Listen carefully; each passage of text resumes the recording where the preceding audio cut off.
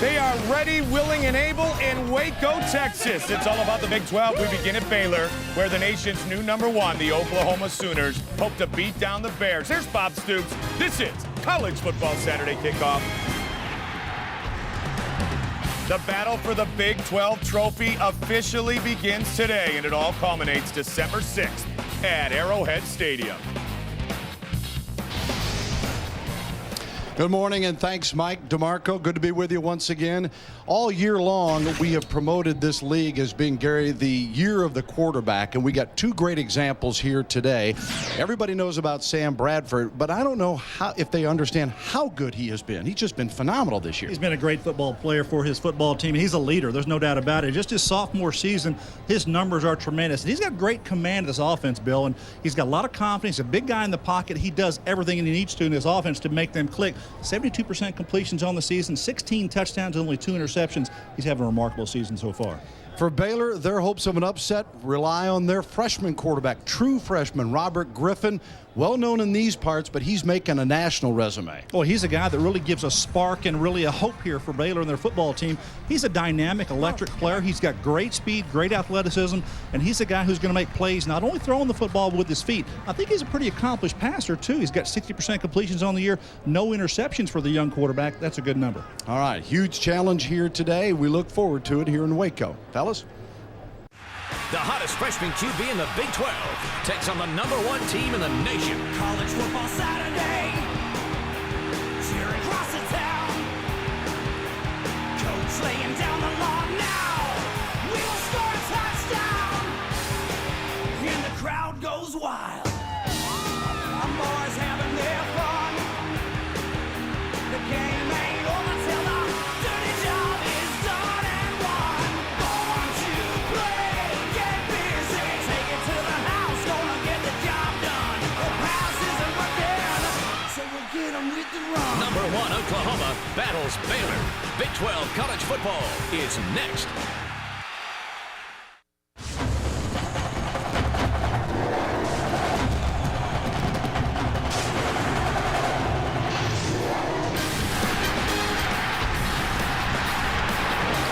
Welcome to Big 12 College Football Saturday and the KFC Big 12 Game of the Week.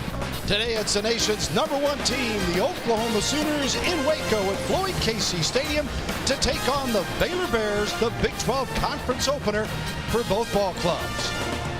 Hello, everyone. I'm Bill Land along with Gary Reasons. Glad to have you with us. After upset Saturday a week ago, Oklahoma is the new #1. Huge challenge for Baylor, 2-2, vastly improved, Gary. Art Briles, the first-year head coach, has found a quarterback in true freshman Robert Griffin. Well, Robert Griffin is an exceptional athlete. That's the first thing you look at when you see this young man play. You know, just the numbers that he's done so far this season, pretty impressive. He'll do it with his feet and throwing the football. No interceptions on the year. Good decision-making that he's done so far this season. And to take a look at him, he is a true dual threat. He really is. He'll take the pounding from the defense and he'll run the football. He's got an accurate throwing game, and I think he makes good decisions with the football, but he's a guy that makes a spark. You take a look here against Wake Forest early in the season. This is the first signature run of Robert Griffin's young career, and I tell you, everyone here at Baylor, they took notice. He gives them the hope they need for their football team. And so far, mistake-free with that 0 INT. He'll need to have an afternoon like that today to handle this Oklahoma Sooner team. Gary, you were in Norman last week. They blew out a top 25 TCU. They did it early and often, 35-10. Sam Bradford leading the way. Well, no doubt about it. Sam Bradford is the leader of the Oklahoma Sooners, and him offensively, he's a great, smart quarterback. Just a sophomore now. He's 15-3 in his career as a Sooner quarterback. 4-0 this season, looking to go to 5-0 to lead this team. He's efficient with the football, great decision-making, and he's a talented player as well. Yeah, and just a sophomore, what a terrific talent. Oklahoma offensively, their numbers, well, we got to show you a graphic because they just blow you off the board. Oh, really, the things that they do offensively is just tremendous. You just look at the things they do. Points per game, almost 50 points a game. And look at that, 6.9 yards per play. This is a tremendous offense. They really ramp it up, or they give their defense a lot of rest out there because they score almost at will. One of 6 Big 12 teams that are ranked, and they're all going against unranked teams today. Can the Big 12 survive all the upset bug that has been going around? Stay with us. It'll be great here today as Oklahoma, the new #1, taking on the Baylor Bears in our KFC Big 12 College Football Saturday Game of the Week.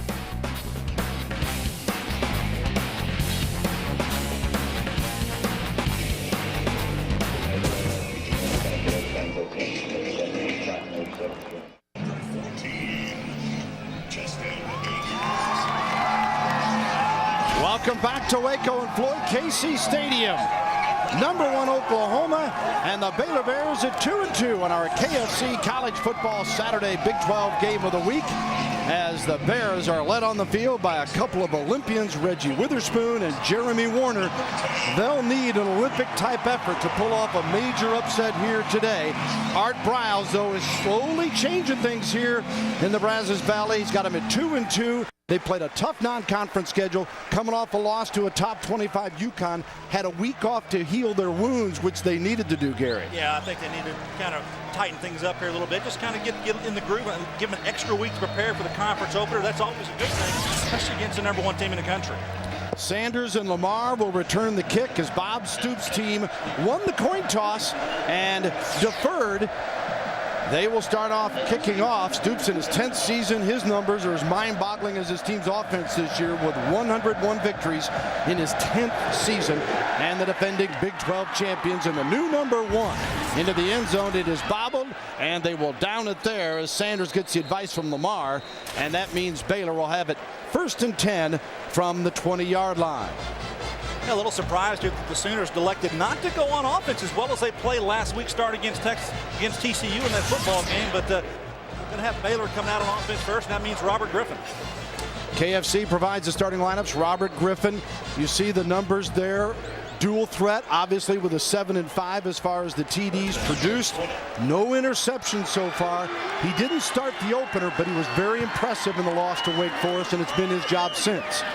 And he completes this one to Geddes to the 25 and out of bounds. Picks up 5 or 6. We'll see where they spot the football, as it'll be 2nd down coming up. Geddes is a big play threat. His 12th reception of the year. He picks up 5 on that play. KFC with the rest of the starters. Jason Smith, the guy they're talking about to go high in the NFL draft. It's a veteran group. It's a solid bunch. Finley, Smith, White, Wright, a freshman, their leading receiver with 15 grabs, 185 yards. Griffin, incomplete, picked off, but out of bounds. As Oklahoma was right there in tight quarters, Brian Jackson defending, and Wright, the intended receiver. Defensively, we'll take a look in a moment. Good job here by the quarterback getting outside, trying to elude the rush. Almost got away, and almost an interception there. Brian Jackson got his hands on the football, but falling out of bounds. Oklahoma took advantage of 4 turnovers last week and took care of TCU while Baylor was idle. Now we're set up here in a 3rd down and 5 for the Bears from their own 25. Good protection, incomplete, right off the hands of Brad Taylor, the sophomore receiver. And now let's take a quick look at the KFC defensive starters for the University of Oklahoma. They gave all those guys game balls last week for their effort against the Horned Frogs of TCU up front. The linebackers, Ryan Reynolds is healthy and is becoming a star. Lewis is a young guy that has really come out to excite people early. Franks, Harris, Holmes, and Jackson in the secondary. Bob Stoops says they're vastly improved in that area from a year ago as well. Yeah, we'll talk about keys in this football game. One of them that I'm going to point out is no 3 and outs for Baylor offensively, but that's exactly what happened here for Oklahoma starting this game. They stopped Baylor. They weren't able to convert that 3rd down. Epperson, the punt. Derek, a sophomore out of Southlake, Texas, from Keller High School. And Dominique Franks making the catch. And a 33-yard punt. OU playing field position early, Gary. Their defense does the job. Look where they get the football. That's exactly right. Coach Stoops talked to us about that. And take a look at Sam Bradford coming on the field, the sophomore quarterback. Look at the numbers, Bill, in his career, or what he's done there. 4 touchdowns, no interceptions. Pretty good stuff last week against TCU. And he is number 3 in the nation in passing efficiency. The Big 12 quarterbacks dominate all the national stats. Here's Bradford on a 1st and 10. Incomplete on the Baylor sideline. KFC bringing you the starting lineups for today's ball game. Lamb was putting pressure that time on the quarterback. Let's take a look now at the rest of the offensive unit up front. This is a load, no pun intended, with Loadhold, Robinson, Cooper, the real leader at the center position. DeMarco Murray, their outstanding tailback, leading them in rushing at 335 yards a game. Murray the carry on the 2nd down play. Leon Freeman making the tackle. Well, offensively, Oklahoma does the up-tempo offense. They bring the play in from the sideline, and everyone just goes to the line of scrimmage, and they can go immediately if the defense is trying to substitute, or they can go at their own pace. 3rd and 5 for Bradford and the Sooners. He's got time, and he's got Manny Johnson. Watch out. No one will catch him. Touchdown, Oklahoma. Johnson picking up where he left off a week ago.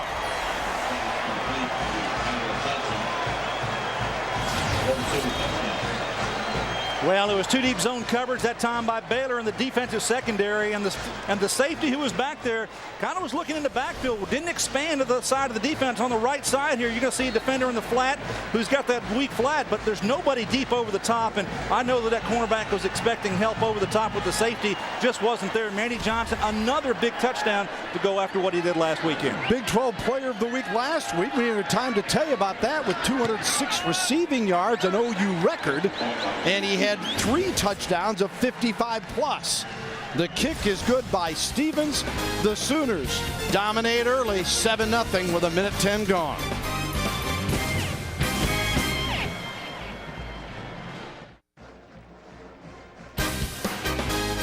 College Football Saturday is presented by KFC and the KFC $10 Challenge. Life tastes better with KFC.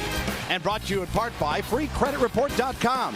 Do you know your credit score? You can find out right now, instantly and online at FreeCreditReport.com. And by Best Buy. You happier. Well, the OU fans are buzzing over that fella, Manuel Johnson, as he takes one 53 yards, a Texan from Gilmer, and OU leads it 7-0 on the pass play from Bradford to Johnson, and the Sooners are set to kick it off again.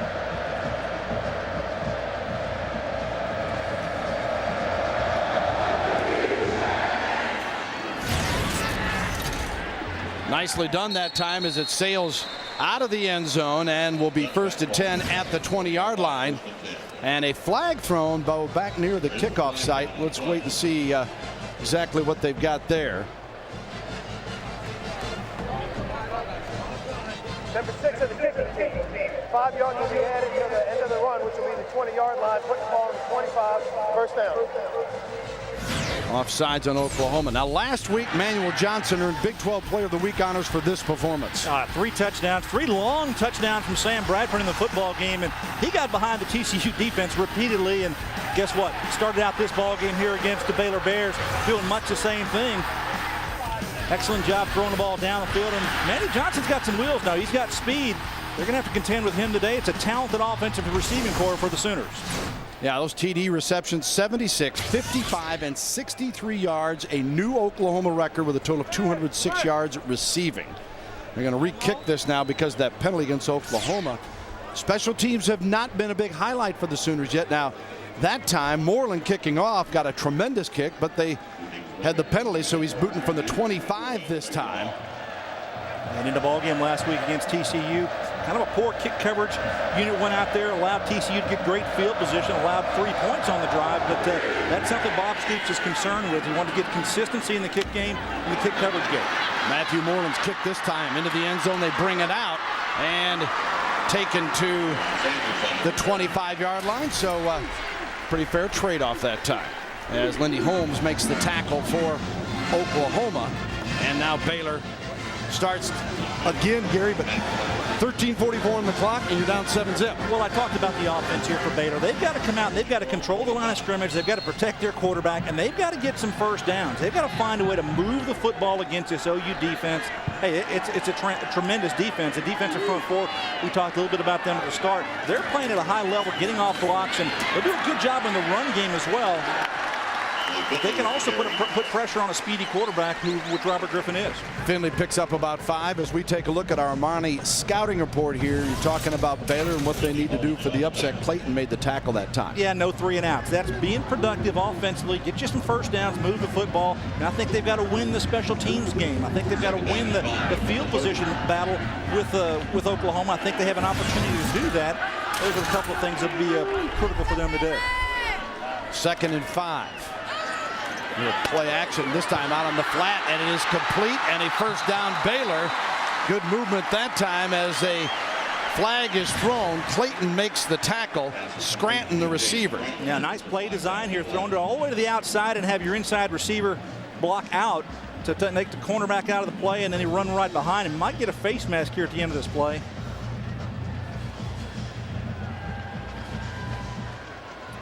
Officials discussing it and trying to figure out what's going on. There is no foul on the play. The original flag was for a face mask call. However, the tackler did not pull or twist the face mask. First down. So a 10-yard pickup will stand. Well, he picks it up, picks the flag up. I think if it's not there, it's a good block to the outside to allow him to get up the field. And I didn't see a face mask in there at all, did you? Yeah, and as a result, Baylor's happy with it anyway. So first and 10, the ball on the 40. Gary, you're talking about no 3 and outs. To me, one of the most amazing stats this year in college football is Missouri, with Chase Daniels in the game, has not had a 3 and out in their first 4 games of the season. Wow. I mean, that Big 12 and the power in this league is amazing offensively. We'll have a chance to develop that a little bit as the day goes on, with 3 teams ranked in the top 5 and 4 teams ranked in the top 8 nationally. Yeah, and here you see what Baylor's trying to do a little bit offensively. Jay Finley's giving them a pretty good running attack, getting back almost 80 yards a ball game, and what he's averaged per carry is pretty impressive, 8.1 yards per carry. So he and Robert Griffin are the running attack for the Baylor Bears. Yeah, as he is 7th in the league in rushing per game. And a quick hitter this time, and Baylor getting a little tempo now. Travis Lewis makes the play defensively as the Bears go to Thomas White. White, a senior out of Plano, Texas. And this is adjustment at the line of scrimmage by Griffin. He sees a defender out there. He can get a blocker on him and throw that little screen behind him, try to get some positive yards. So it brings up a 3rd and manageable here. 3rd and 4. Griffin finds his man right down the sideline, cuts it back across the 40 and down near the 36-yard line. Kendall Wright, a freshman out of Pittsburgh, Texas, and another true freshman. What a combo these guys may end up being. Well, they're a complementary pair, but I think that this whole football team is really starting to take the attitude of their head coach. Art Briles brings a new swagger to this football team. Hey, when we talked to him this week, he had a great amount of confidence about his system. He was confident about his players, and he feels like that when they're on, they can compete and they can win football games, especially here in the Big 12. 1st and 10. OU territory at the 35-yard line, they call it. Griffin scrambles here and throws it to the sideline, incomplete. Avoids the hit as Adrian Taylor was pressuring him. Taylor, a sophomore from Mansfield, Texas. Some people think, Gary, all right, OU's number 1. They got Texas next week. They'll overlook Baylor. When you have as many Texans on their roster like Taylor and these guys, I think that problem is minimized. Oh, there's no doubt about it. They're going to come in, and Oklahoma is focused for this football game. I don't think there's any doubt about that. I don't think Coach Stoops, knowing what happened last Thursday with USC in their football game against Oregon State, would allow his football team to enter any contest on a flat nature. And I don't think there's any chance of that today. They know what they're up against. This one nearly picked off as Griffin was pressured again. Gerald McCoy leading the way, the sophomore out of Oklahoma City. You know, one of the things that the defense for Oklahoma has prided themselves on the last couple of weeks, they haven't allowed a touchdown build to the 4th quarter, and almost an opportunity here for an interception there. See Travis Lewis coming downhill and almost got his hands on it. Turnovers have become bigger than ever, I think, in college football with the spread offense and the way teams are able to go up and down the field, and defenses kind of getting dizzy these days. Both these teams have done well in the turnover margin category. It's 3rd and 10 here. Griffin steps through, escapes 2, and then goes down near the 31-yard line as Oklahoma collapsed quickly. Keenan Clayton was there to make the stop, a junior out of Sulphur Springs, Texas. And he's done a good job for the linebacking position for the Sooners. What he does on Robert Griffin is he breaks down and doesn't give him a 2-way go. And so when he's there, he realizes he's not going to outrun Keenan Clayton. He's got pretty good wheels. He's a strong safety type player at linebacker with speed. 4th and 6 from the 31. Baylor to go for it. Griffin in trouble. OU collapses, and they've got him again. This time he is sacked on the 38-yard line. Travis Lewis leading the way, the weak side linebacker. Lewis, their leading tackler, coming in with 33 tackles. Give him credit for his 4th sack of the season. Just bringing pressure and bringing more that the Baylor Bears can block. So overall, pretty good effort there by Oklahoma defensively. Watch the right side of your screen. You see the little twist there go underneath, and good job of continuing to the quarterback. Robert Griffin just trying to find a place to get through there, and no opening there in that front. 1st and 10, Oklahoma taking over on downs from the 37-yard line. Bradford hands it off. Murray He finds a bit of a hole and sneaks across the 40-yard line. Armani with our scouting report for the Oklahoma Sooners. Well, for this football team, I think offensively play up-tempo. Play fast, play excited, play with enthusiasm. Use what you have in the football game as far as take what the defense gives you, run the football, throw the football. And defensively, we're seeing it already. They've got to contain Robert Griffin. Don't let him expose some weaknesses with the defense outside of the tackle box. And they did that on the last possession. And the handoff to Clapp, and he takes it for a first down to the 47-yard line. Leon Freeman makes the stop. There's nothing wrong with getting Big Mac Clapp the football. 6'3", 235-pounder. He'll give you a little downhill run and be a powerful runner out there as well. So now a running first down for Oklahoma. Haven't seen a lot of those in the last couple of ball games. First and 10, ball on the 47. Play action. Bradford got great protection, and it's complete to Iglesias. Iglesias, a spin. Oh my! Still going, and then brought down at the 22-yard line. Joaquin Iglesias from nearby Killeen, Texas. A flag is thrown. Williams made the tackle for Baylor. Yeah, we're going to get a block in the back by Manny Johnson. He came back to try to help out. Iglesias tried to get a block for him. Illegal block in the back. Number 1 in the offense. 10-yard penalty from the spot of the foul, first down. Yeah, this is very obvious. You're going to see Manny Johnson come downhill from the left side of the screen. And, you know, Iglesias trying to make something happen on the sideline here, making people miss. But right here around the 25-yard line, just watch the block in the back right there on Manny Johnson. That's not going to be missed by the officials. But yet they still mark it from the spot of the infraction. So it's still a first down and a big play for Oklahoma's offense. Yeah, but had it gone without a flag, been a 31-yard pickup. Instead, the line of scrimmage is now the 33. But as Gary mentioned, first down, Oklahoma up 7-0. They scored on their first possession on a 53-yard TD pass. Bradford to Emmanuel Johnson, in case you were not with us. Here is Murray, cuts it back. Murray shows some power go along with that elusiveness as he bows his head down to the 28-yard line. Williams the stopper there. And let's take a look at KFC's defensive lineup for the Baylor Bears. Leon Freeman, a ex-Army guy, spent 3 years in the service and some time in Iraq. He knows what tough's all about. Pavelic, the leading tackler on the club. And we'll get to the secondary here in just a moment as OU again keeps it on the ground. Pavelic making the stop. Yeah, Pavelic's been a pretty active linebacker for the Baylor Bears the last couple of seasons. He actually leads the Big 12 in total tackles per ball game, getting 12 per contest. So he's going to be in the mix all day if Oklahoma continues to try to run the football. Third down and 4 for the Sooners at the 27. Murray got the first down easily to the 20-yard line. DeMarco Murray, 2 100-yard games this year, 124 against Chattanooga and 100 against Washington. Yeah, and it's just power for the offensive line here. Run the old zone play and allow the tailback, in this case Murray, get the football deep, read the line, read the blocks, see where you can get a hole there. And he just takes it up north and south. And good possession there for the Sooners, moving the football on the ground. Earl Patton, the tackler, but the Sooners first and 10 on the 20. Bradford again, great time. And drills it inside the 10-yard line. It'll be a first and goal, and Tyrius Bryan makes the tackle on 11-yard pickup to Iglesias. Well, when you see the quarterback stepping back there, Sam Bradford throwing the football with accuracy, and you see the numbers there offensively. When they get in the red zone, just perfect for Oklahoma, 19 of 19 this season. Here's Brown getting his first carry. Wrestled down. See where they mark it near the sideline there. At the 6, I believe, maybe the 5-yard line. Chris Brown, a junior out of Alexandria, Louisiana. Murray, Brown, and Moses Madu average 183 yards per game between them. Bob Stoops says, I like spreading the carries out. We like to wear people down. I don't want to wear down my running backs. It's a long football season, and it's worked so far. Chris Brown is their guy inside the 10-yard line. They like to get it to him. He's got 5 touchdowns on the year. There's an interception. Oh, my Pavelic with an INT at the 10 and out of bounds. A flag is thrown. Joe Pavelic took it right off the goal line.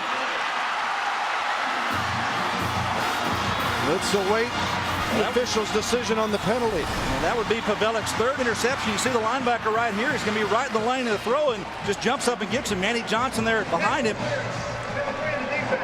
ball will be placed on the 2-yard line, first down. Wow, I think that play, That penalty was actually after the ball was already intercepted. I'm surprised that they're calling that penalty because there was no contact in the secondary by the defensive back.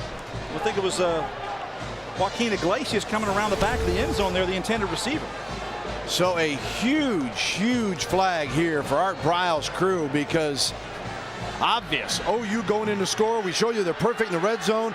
You got a chance to stop them, gain a little momentum, get the football back, and the penalty brings it all back and makes it 1st and goal to go from the 2-yard line. Yeah, that's not a reviewable play, folks. If you're thinking, why is it not being reviewed if you're a Baylor fan? But it's been called here against Baylor defensively for the interference and allows the Sooners to get great field position and punch them in for the score. DeMarco Murray scampers in his 4th TD run of the season. And Murray, a sophomore out of Las Vegas, makes it 13-0 Oklahoma, 7:38 on the clock. Yeah, just power I run the ball downhill behind the big offensive line. Plenty of room there to get in. All set up by the penalty in the end zone, trying to cover cover Joaquin Iglesias, and the penalty thrown brought the ball in there to the 2-yard line. So Jimmy Stevens, redshirt freshman out of Oklahoma City for the PAT. And is good. He is 28 of 30 on the season. He's hit his first 2 today, and the Sooners with a big crowd following them down here in Waco, up 14-0.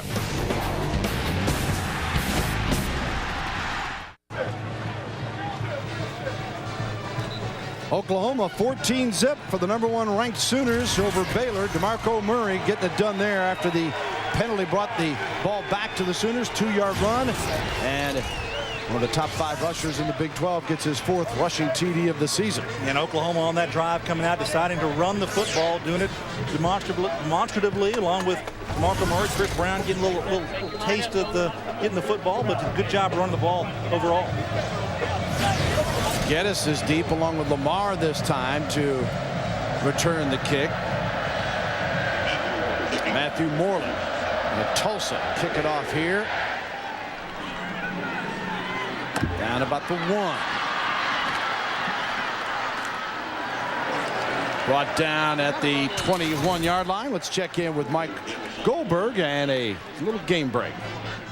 Bill Land, why should we be surprised? Already another upset brewing in the Big 12. Number 16, Kansas at Iowa State. Cyclones, 2 possessions, 2 touchdowns. Arnott has not thrown an incompletion yet. Iowa State leads 14-0. And don't forget, Oklahoma fans, you can watch your arch rival, number 5 Texas, later tonight, right here at Colorado. Bill. All right, thanks. Around the Big 12, seeing these teams go head-to-head, the 6 ranked teams against the unranked. But in college football these days, you almost expect somebody to get bumped off, don't you, Gary? Well, there's so many quality teams, and these teams, they really ramp it up for these ranked teams especially. We got 6 going against 6 here in this conference in the Big 12 today, so there's plenty of incentive to play for. And I know Gene Chizik with that football team at Iowa State, they need to make a statement of a little more identity, kind of blend in with what's going on in the Big 12. You see that note there about how tough KU's been. Speaking of tough, what a hit. Brian Reynolds. Woo! Reynolds made the tackle in the last play, said, hey, you didn't mention my name, Bill. Bang! He may not be 100% off that leg injury he had a couple seasons ago, but this is pretty good contact right here. I saw it. I heard you, Ryan. Yeah. Wow. He's there. He came to play. That defensive unit for Oklahoma, I think last week against TCU really shined in the football game, doing so again today. They've got their their work cut out for them. They've got to contain quarterback, and he can make a play just about any time with his feet. Griffin in trouble here. Will have to use those feet. Trying to beat one man. Coming back on his 5 and throws it away. Robert Griffin. Well, Oklahoma, not that that's been the intent, but their first 4 opponents, the quarterbacks left every game. And remember, that's only 4 guys that are going after the quarterback right there, and Robert Griffin's running sideline to sideline. And those 4 defensive linemen are very athletic up front. You had Adrian Taylor in there, and Cordero Moore, Jeremy Beal, and Austin English, all 4 of them tracking down that speedy quarterback. Epperson had a 33-yard punt the first time. Derrick is a sophomore and averaging 43.5 a kick. That is second in the Big 12. Shanks this one, though, and goes out of bounds. Oh, my. Oklahoma going to get a nice break here. See where they spot this football. We'll sort it out when we come back. Sooners in control.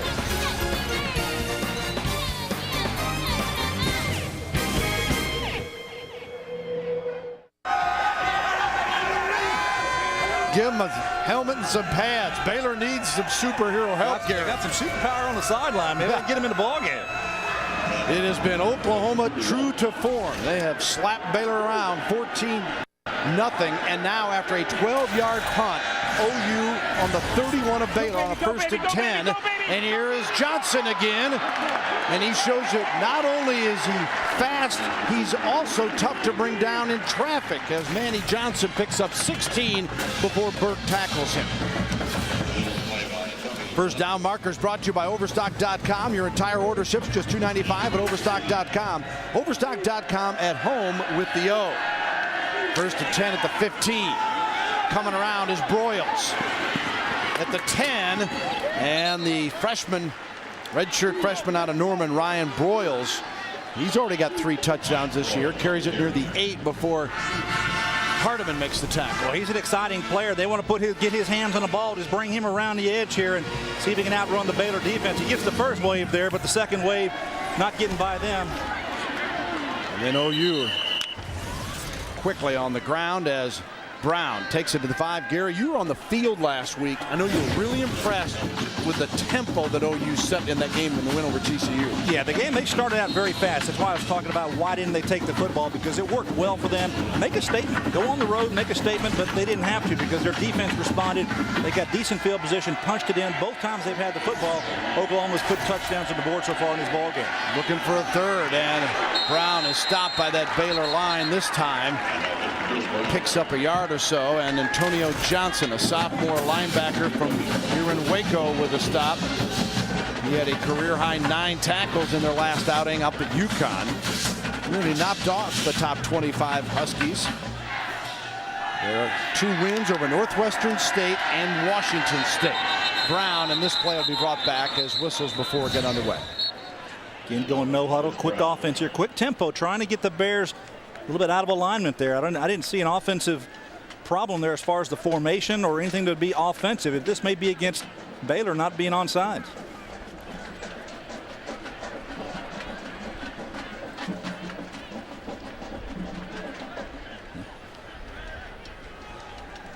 There is no foul on the play. Oklahoma substituted a player, which allows Baylor an opportunity to match up. We'll replay second down. Here's your explanation. Now, if they bring one on, then the defense can bring one on as well. But nonetheless, Oklahoma went up tempo, got to the line of scrimmage, and punched that ball in the end zone. And you had Baylor standing up. The defensive linemen weren't in a stance to take on the offensive line blocks. Something got to sort out with those new clock rules. Second down and goal to go from the 3. Brown finds a hole. Did he squirt in? No signal yet. The far line judge is calling him down just short of the goal line, but see the kind of authoritative run. First, Brown likes to run downhill, and look at his pads low. He's a powerful runner. He's a back that's of the 3 running backs, he is the most physical guy with the football. Brown 2 years ago here in an OU win, 24 carries, 169 yards against Baylor. 3rd and goal, and Bradford himself in for the touchdown. So Sam Bradford gets his first TD, or second TD on the rush, and Oklahoma bumps it to 20-0. Not a bad call there to go behind your left side. Your big guys, Duke Robinson and Phil Lowehold on the left side of the Sooners line, and Sam Bradford punches it in there. Nice, easily there. The linebackers can't even get to him. Bradford threw for 1. Now he scores 1 himself. Stevens will come on for the PAT. And look at Sam, one of the multiple Heisman candidates out of the Big 12. We'll get into that a little bit as we go along today. And Stevens knocks this one through. So Oklahoma, number 1, no problem. They lead it 21-0. Pick up the ball. The kickoff to get us in the end zone, and he bobbles it, and then we'll down it there. Welcome back to KFC's Big 12 College Football Saturday. Sam Bradford scoring his 2nd touchdown of the year. First today, and the Sooners with a comfortable 21-0 lead. 6-play, 31-yard drive after a poor punt gave Oklahoma excellent field position. Yeah, now you take a look at Baylor here offensively. They've got to move the football. They've got to find a way to do something against this Sooner defense and keep their offense out there on the field. Too much pressure being put on the Baylor defense, both in the kicking game with poor field position and the offense not converting any first down. Handoff here, and not much room for Jay Finley. As Ryan Reynolds is there. Well, Art Briles told us yesterday, he said it's one of those pick your poison deals with Oklahoma. He said you're going to try to milk the clock a little, get your running game going. You try to hit some quick hitters in the passing game. He said they're so sound defensively, it's very difficult. Well, you take the pressure off the quarterback, Robert Griffin, by handing off to Finley and company and trying to throw those quick passes. But Ryan Reynolds did a nice job there at the middle linebacker spot, just filling the hole, making a good clean tackle. Griffin keeps it this time as he faked on the pass. And Reynolds is again there to chase him out of bounds. You know, the thing that this Oklahoma front has, it's got speed. Austin English there, the first to contact Robert Griffin. Then you have Ryan Reynolds helping him get out of bounds. But the defensive front, both the defensive ends for this team, you take Austin English and you take Jeremy Beal on the edges here for Oklahoma. They can contend with all these speedy quarterbacks in the Big 12. Baylor 1 of 4 in third downs, and they're 45% on the year. 1 of 4 today. 3rd and 5 from their own 25. Whitaker the man, or the right the man in motion. And then the pass is incomplete. They're trying to get it to Brad Taylor on an inside little screen there. Ball well overthrown. So just miscues here, misfiring by Baylor offensively. And the punt team comes on once again. Poor success last time by punter Derek Epperson.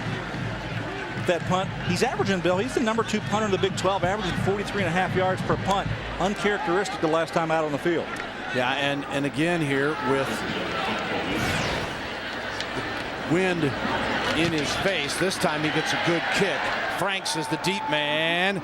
Nice catch by Dominic Franks to save him some yardage there as he grabs it at the 33-yard line. Now we talked about miscues by Baylor, and obviously you can't do these things. You drop footballs and have a chance to convert a first down. Drop the pass there, and now the interception. Not your way because of the penalty in the back, the end zone. Sets up a TD, and then a 12-yard shank punt. And that set up the last touchdown by Bradford. So OU's good enough. You give them breaks, you'll get demolished. 1st and 10 on the 33 of the Sooners with 2:54 to go in the first quarter. Bradford all day, wide open, complete, and down to the 40-yard line of the Baylor Bears. Chaney, the receiver, quitting his 5th reception. Jeremy Williams, the tackle. Yeah, utilizing 2 tight end personnel in this football game and 2 wide receivers. Chaney's going to be one of the receivers down here near the near hash mark. Get a tight end open the middle of the field. Doesn't take him, but he'll take this guy down the field about 10 more yards. So Chaney doing a good job of just looking for the football, and Sam Bradford delivering. 27 yards on the pickup, back on the ground. DeMarco Murray with the next carry, and to Pavelic before he is stopped at the 34-yard line. And you got some miscommunication, I think, in the Baylor secondary to have those guys wide open as they are. Jermaine Gresham came across the middle of the field, and you had Quentin Chaney make that play. And Bradford pretty hot so far in his ball game, starting 5 of 6 and over 100 yards passed, 137 on the day. Wow, what a performance. First quarter, 2:10 to go. 2nd and 4 for Bradford and crew. Murray.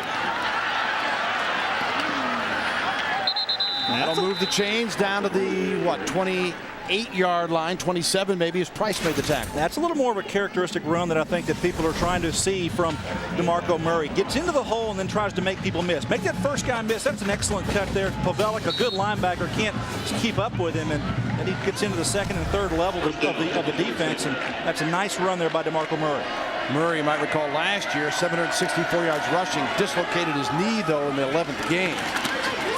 Still had a great year, and Madu gets his first carry here to the 20-yard line. Sophomore from Norman, and Pavelic makes the tackle. Yeah, Madu comes around. He's got good downhill speed. He's a lot like DeMarco Murray. He's got elusiveness and giving him 32 yards per ball game. So he's had a few touches in this season, and he's a change-up back as well.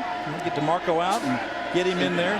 Gives him that quality depth that you like to have with your running back position. Listed as 6 foot 196. He's averaging 3.5 per carry. Bradford chased out this time, dumps it off to Gresham, and Gresham takes it inside the 5-yard line. Jermaine Gresham, a junior out of Ardmore, Oklahoma, big play receiver. He's got 4 TD receptions this year. Patton makes the tackle after a 15-yard gain. And he's the tight end that I'd like to build a team around. He's 6'6", 260 pounds, runs well, catches the football well. He's an exceptional athlete. Nice job here by Sam Bradford being elusive and then coming downhill to his big tight end. And pretty physical player. It takes 3 of them to get him on the ground. OU set up 1st and goal at the 4. And Madu. There's that Murray. We'll see when they sort him out here. Madu, I believe. Yeah. And takes it down near the 2-yard line. Got a play stoppage here on the field. But look, Duke Robinson, the left guard, watch him pull around. He does a good job of coming around his little O block. Nice job of getting up in the hole, leading for his tailback. And you know, this line, watch his guard pull around here and get up. That's quickness for a big man. That's a good job of getting in the hole and getting some explosiveness with an offensive line. I think that's what Kevin Wilson's trying to get with that offensive front, trying to run the football, be a lot more physical inside. Senior out of Atlanta, 1st team all-conference pick a year ago, and just one of a load of stars up front. Lode Holt at senior, and then John Cooper making his 29th consecutive start at center, providing a lot of leadership. Kevin Wilson, the offensive coordinator, telling us really likes the leadership the seniors are providing. Hey, tonight, College Football Saturday continues. What a doubleheader finish. 5th-ranked Texas trying to stay unbeaten, meeting the Buffaloes of Colorado. 7 Eastern, 4 Pacific, presented by KFC in high definition. The Longhorns and the Buffaloes, and what a game that shapes up to be. Timeout called here just before the snap. Joe Pavelec turning around, talking to the umpire, calling the timeout for Baylor defensively.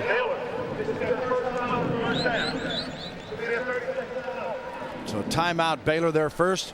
You know, we're talking about Bradford, who's obviously a Heisman candidate. There's a couple of other obvious ones, and Colt McCoy is certainly one.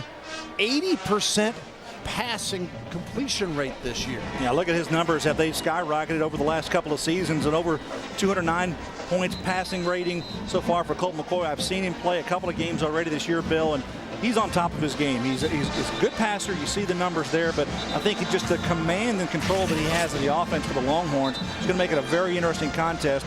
Remember last season, Oklahoma went to Boulder, got upset out there. So you got to kind of keep that in mind, because that's what Dan Hawkins is going to bring to his football team. Hey, we've done it before. We can do it again. I think Mack Brown's got to guard against going up to Boulder and having a letdown. Well, of course, Oklahoma and Texas hook up next week at the Cotton Bowl in Dallas, and nobody wanting to overlook anything before that. Bradford back to the action, under center on a 2nd and goal. Madu jams his way in. Yes. Touchdown, Oklahoma. Moses Madu gets the TD. That is his 3rd score of the year. He had a pair against Washington out on the coast earlier this season. Well, your right guard does a good job here. Brian Simmons, just watch him push his defensive tackle out of the hole there.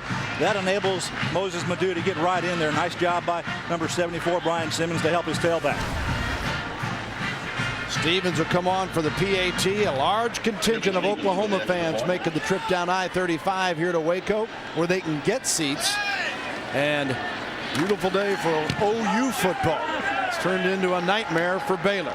The kick is good, and the Sooners, with Stevens adding the PAT, make it 28-0.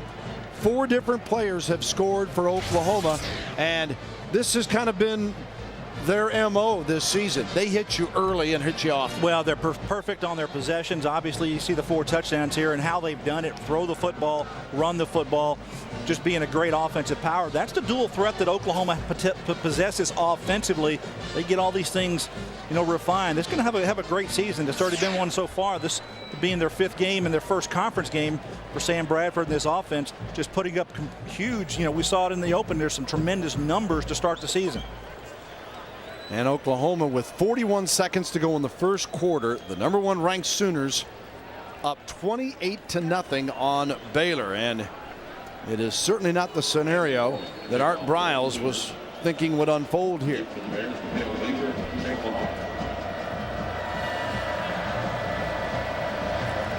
Matthew Moreland again to kick it off. It's one more boot with that win. This one taken down near the goal line as they tug on it, and brought back out near the 30-yard line. And for Baylor, they'll take over there after Baker with the return. Oklahoma, look at that first quarter stat. They've outscored their opponents 103-3. Pretty good start.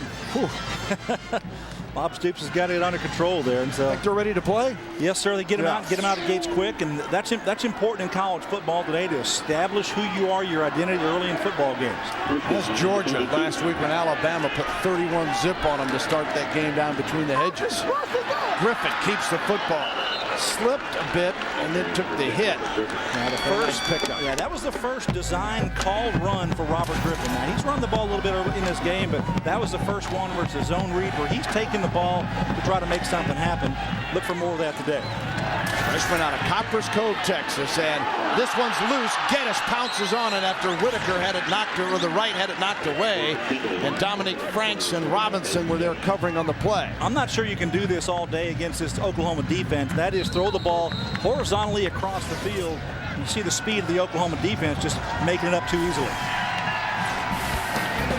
And ends the first quarter as Oklahoma up 28-0 on the Baylor Bears. Johnson, Murray, Bradford, and Madu, the touchdown makers for the Sooners on KFC's College Football Saturday.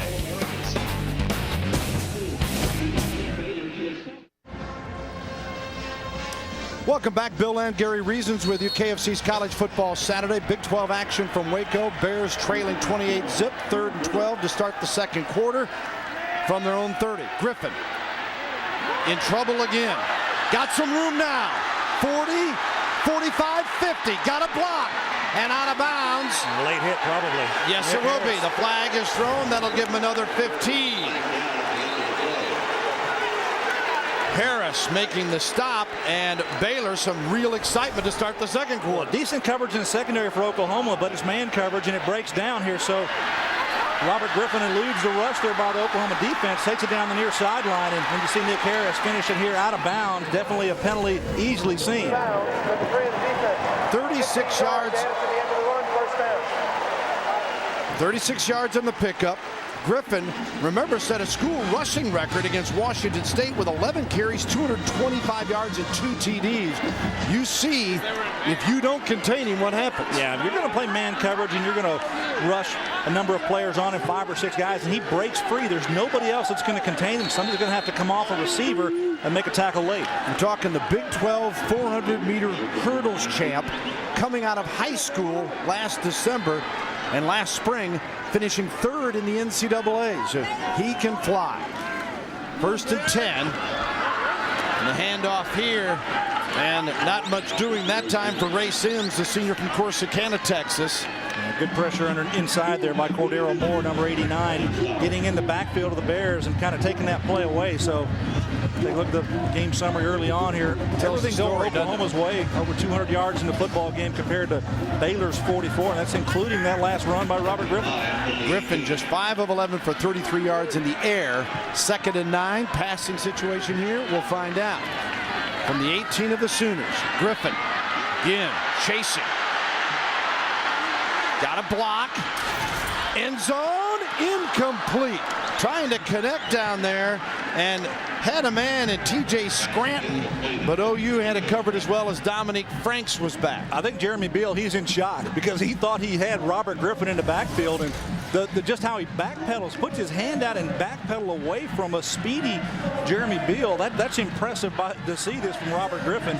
He's a playmaker. See the Baylor red zone numbers. Oklahoma perfect this year. Baylor still working at it. And 3rd and 9 now from the 18.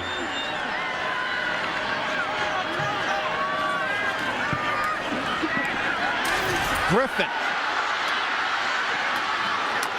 And stopped at the 15-yard line. Landy Holmes makes the tackle. 4th down, field goal situation, or when you're down 28-0, are you looking for 3s? Yeah, you're definitely going to go for the touchdown here, but this is what Robert Griffin gives you. Gives the ability to break down. But, Bill, I think this is where he's going to run into problems this year. He's going to take too much contact here in the Big 12, and not sure that he's going to be able to finish all the ball games that he plays if he keeps getting contact like that. Incomplete. Got to be a couple of penalties. They threw 2 on the sideline. Yeah. When you see a hat out there, it means the official's already thrown his flag once before. Yeah, he's not working on the tan. Bring up a good point, though, by And Art Briles recognized that when we were talking to him this week and said, yeah, we've got to protect him some. 2 fouls on the play. Offside on the defense. That penalty will be declined. Pass interference, number 11 of the defense. Ball will be placed at the 2-yard line, first down. Well, you see the hard count there, gets the defensive line in there trying to put the pressure on the quarterback, and then in the secondary, that's Lindy Holmes, a free safety, getting called for the penalty there, trying to cover Kendall Wright. So they're taking the pass interference play, gives them a fresh set of downs inside the 5-yard line. So the best opportunity of this game for Baylor on a 1st and goal from the 3-yard line following the penalty. Well, I think this is probably going to be a run-pass option with Robert Griffin. You know, if I was a gambling man, I'd say put the ball in the hands of that playmaker. And he's stopped. They're going to mark it near the 1 forward progress as Harris makes the tackle. Kind of a unique set there. He goes back, looks in the shotgun, walks up under center, then gooses the center, takes the ball really quick, tries to take the defense, catch him off guard there. And he made 3 yards, but the Sooners, they kind of come down here there. Watch Ryan Reynolds, the linebacker, fill that hole, get a good pop on the quarterback, and then you got some help there with Nick Griffin again. Quick snap, goes in, no signal. They'll sort him out down there. Touchdown. Griffin gets the TD, and Baylor is on the board here in the 2nd quarter on their first drive. Well, the big run by Robert Griffin breaking out of the pocket sets up this great field position. The penalty also helped, gets the ball for a 1st and goal inside the 5-yard line. 2nd attempt now for Robert Griffin. Gets that ball across the goal line per the officials. So there's the ball across down the line. So excellent job by Baylor punching the ball in against the Sooners. And the PAT by Ben Parks is good. Freshman out of Argyle, Texas connects. He is 17-19 on the season. Baylor, a TD, 28-7 Oklahoma.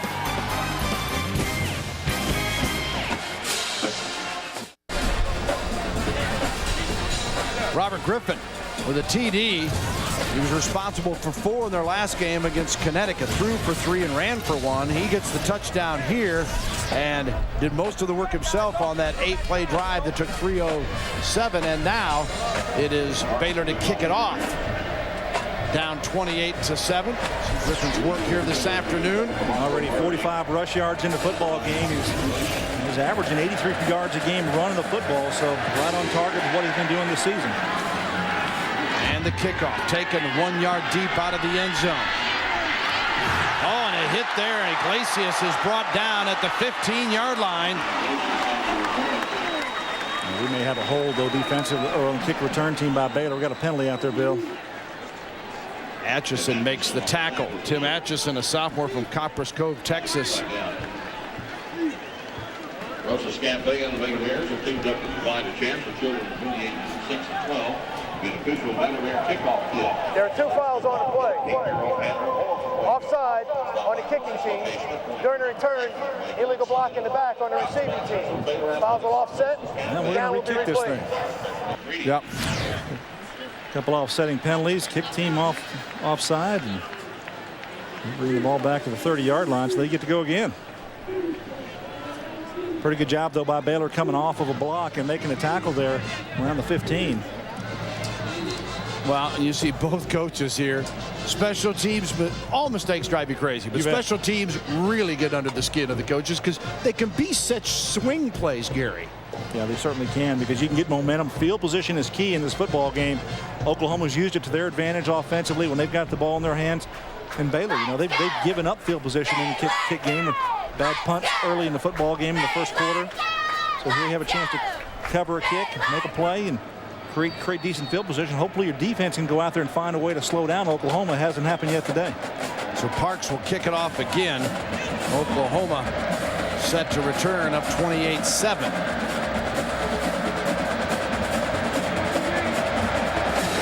Iglesias and Murray, the deep men, and Iglesias again a step back into the end zone.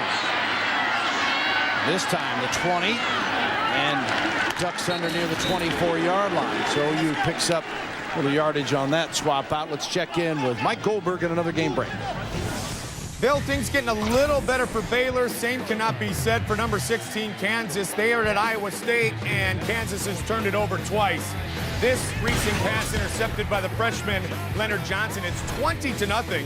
The Jayhawks have won 4 of the last 5 in this series. Later today, Missouri tries to win for the first time in 3 decades at Nebraska. Thanks very much, Mike. Back to the action here. And Oklahoma with Murray carrying the football, and Chris Francis makes the tackle. Here, a comment about Missouri having not won in Lincoln in 30 years. Kellen Winslow was a part of their last victory. I mean, we're going back a ways. That's going back a little bit, but they'd like to get it done today, that's for sure.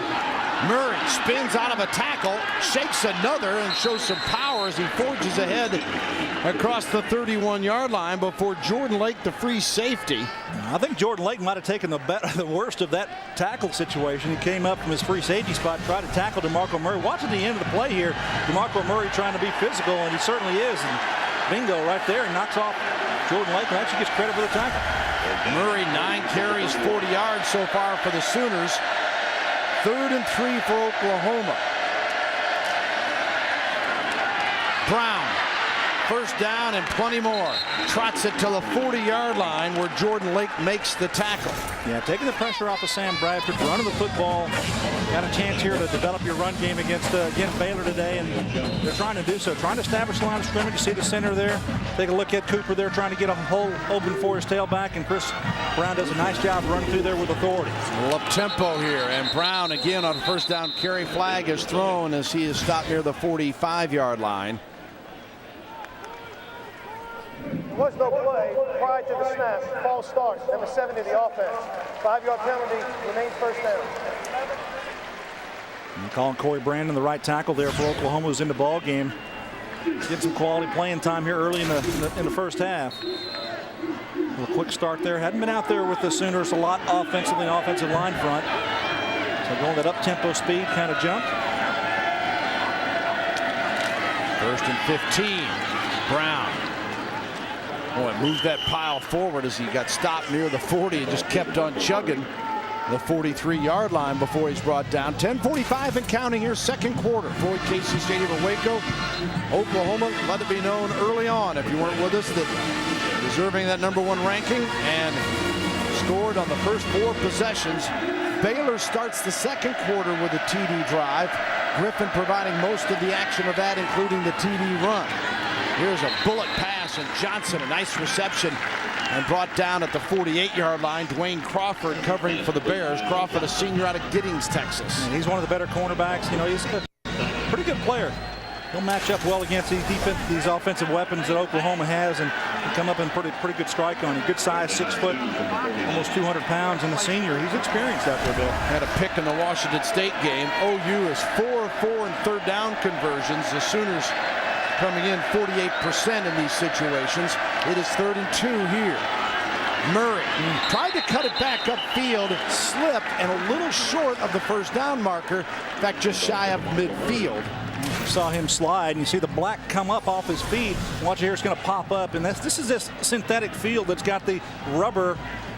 It's got tires. You can take those grounded tires, and that's what they use as a base for this AstroTurf field. Really slipped on that badly. Oklahoma will go for it on 4th down. Murray, the running back. Everyone looks to the sideline for the call. Bradford, Iglesias got the first down. Well, that's a play where the defender goes it all for the interception.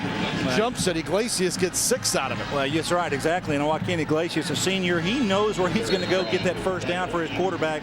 Made sure of that with his body position. Bryan, the tackler on the play, and the Sooners a new set of downs. 1st and 10, the 47.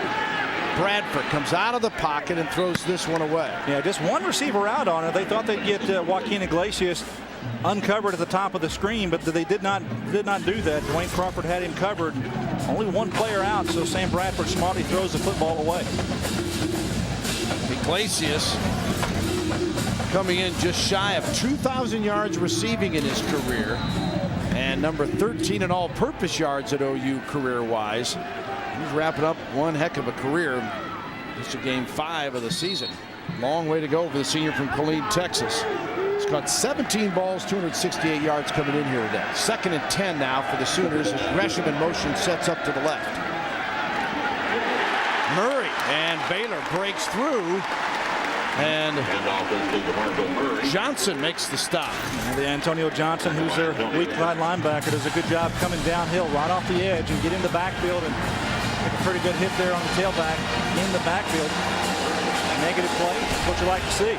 3rd and 11. Crowd gets a little buzzed here, hoping that Baylor defense can hold. Ball at the 48 of the Bears. Murray and Bradford in the backfield.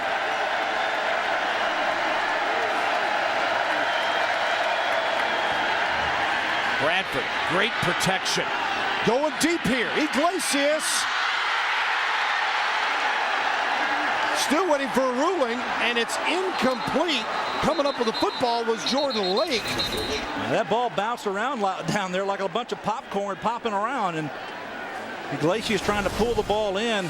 See it here on the replay, and the ball's still going. Jordan Lake, number 21, gets his hands on. Does the ball touch the ground anywhere? Hasn't yet. It's on top. It's still on top. Does it touch the ground there? Jordan Lake thinks he gets his hand underneath it.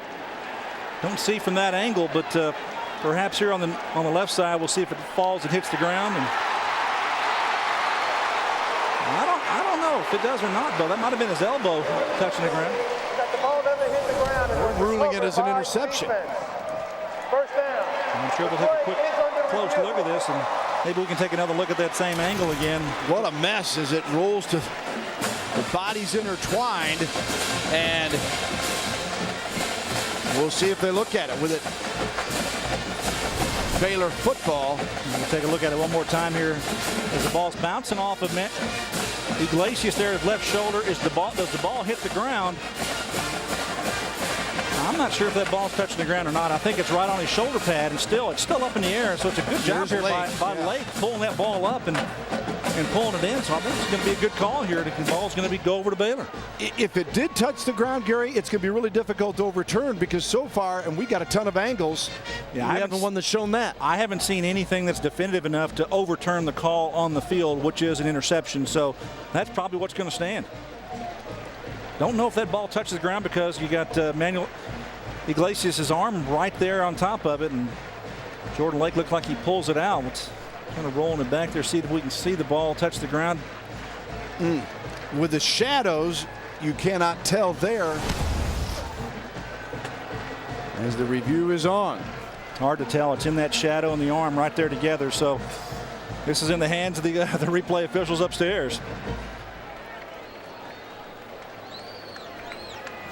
I'm not sure if they can see it or not, Bill. I'd probably have to go with what's called on the field, and that's an interception.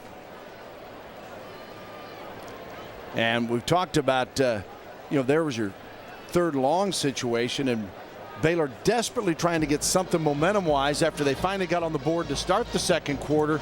It's a huge play here. But you look at the pass, Sam Bradford put it right on the money. Yeah. I mean, and Iglesias bobbled that football. Should have just made the catch, pull it in, but it didn't secure it initially. And you had the contact there by the defense, and the ball popped around a little bit. So you can't fault it. If it is an interception, you really can't fault that to Sam Bradford. He's been stellar today throwing the ball.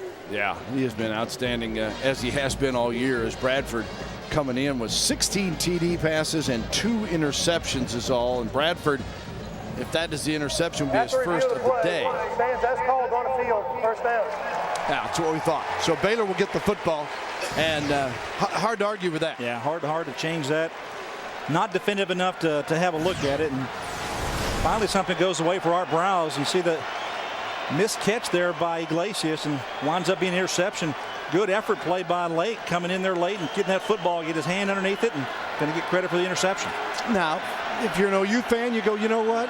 If that's an incompletion and we punt it away, we got him backed up on a 10-yard line. So there's a bright side for the OU fan as well. And Baylor trying to run it out of that end zone area now and getting back to the line of scrimmage. Travis Lewis making the play, and I really like Travis Lewis as a linebacker. He's done a great job, I think, early in this season. Just a young player, Bill. He's just a redshirt freshman, and they feel like that he's been the biggest surprise for their defensive unit, and he's done a good job in space on receivers, making tackles. As he grows in that defensive system, I think he can be a star. Yeah, another Texan out of San Antonio, 6'2", 220, a redshirt freshman. We're saying his name a lot today. 2nd and 10. This one is incomplete. And a good pop by Holmes in the secondary on the intended receiver, Ernest Smith. Almost got it in there. That's one that when Robert Griffin looks at it, says, if I can fit this ball in there, it's in front of the safety, behind the cornerback, and this is one that open receiver just a little bit high. So now 3rd and 10. Baylor gets the pick, but they're on their own 10-yard line. They're going to gain any momentum, get it back in this thing. They need to move the chains a bit. Griffin out of the shotgun this time. 4 wideouts to the near side. He goes the other way. Got a pick, and Geddes trying to make the best of it. But he is shy of the first down.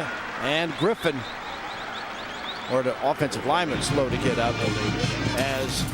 Well, it's a good play design, Bill. They bring all the receivers to the near sideline. It's got an isolation receiver out there, and you got a blocker coming out to get him right there. Bingo. But then good hustle inside by number 28. We've talked about Travis Lewis and his athleticism. He's the one that stopped the play for Oklahoma. So here's Epperson now. He's got the wind at his back this time. He's had a couple of difficult punts, and he's had one good one here today. See what he does this time.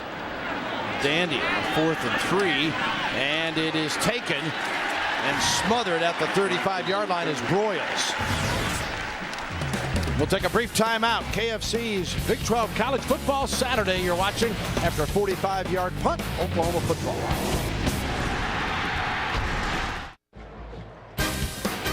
College Football Saturday is brought to you by Suzuki Automotive. Live, large, drive small. By New Touch of Gray just for men. New Touch of Gray lets you keep some gray hair for the generation that swore it would never get old.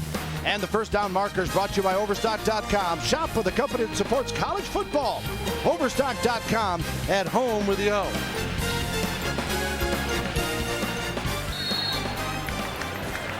Baylor and Oklahoma with a 28-7 Oklahoma Sooner ball, 1st and 10 from the 35. 6:49 to go before halftime.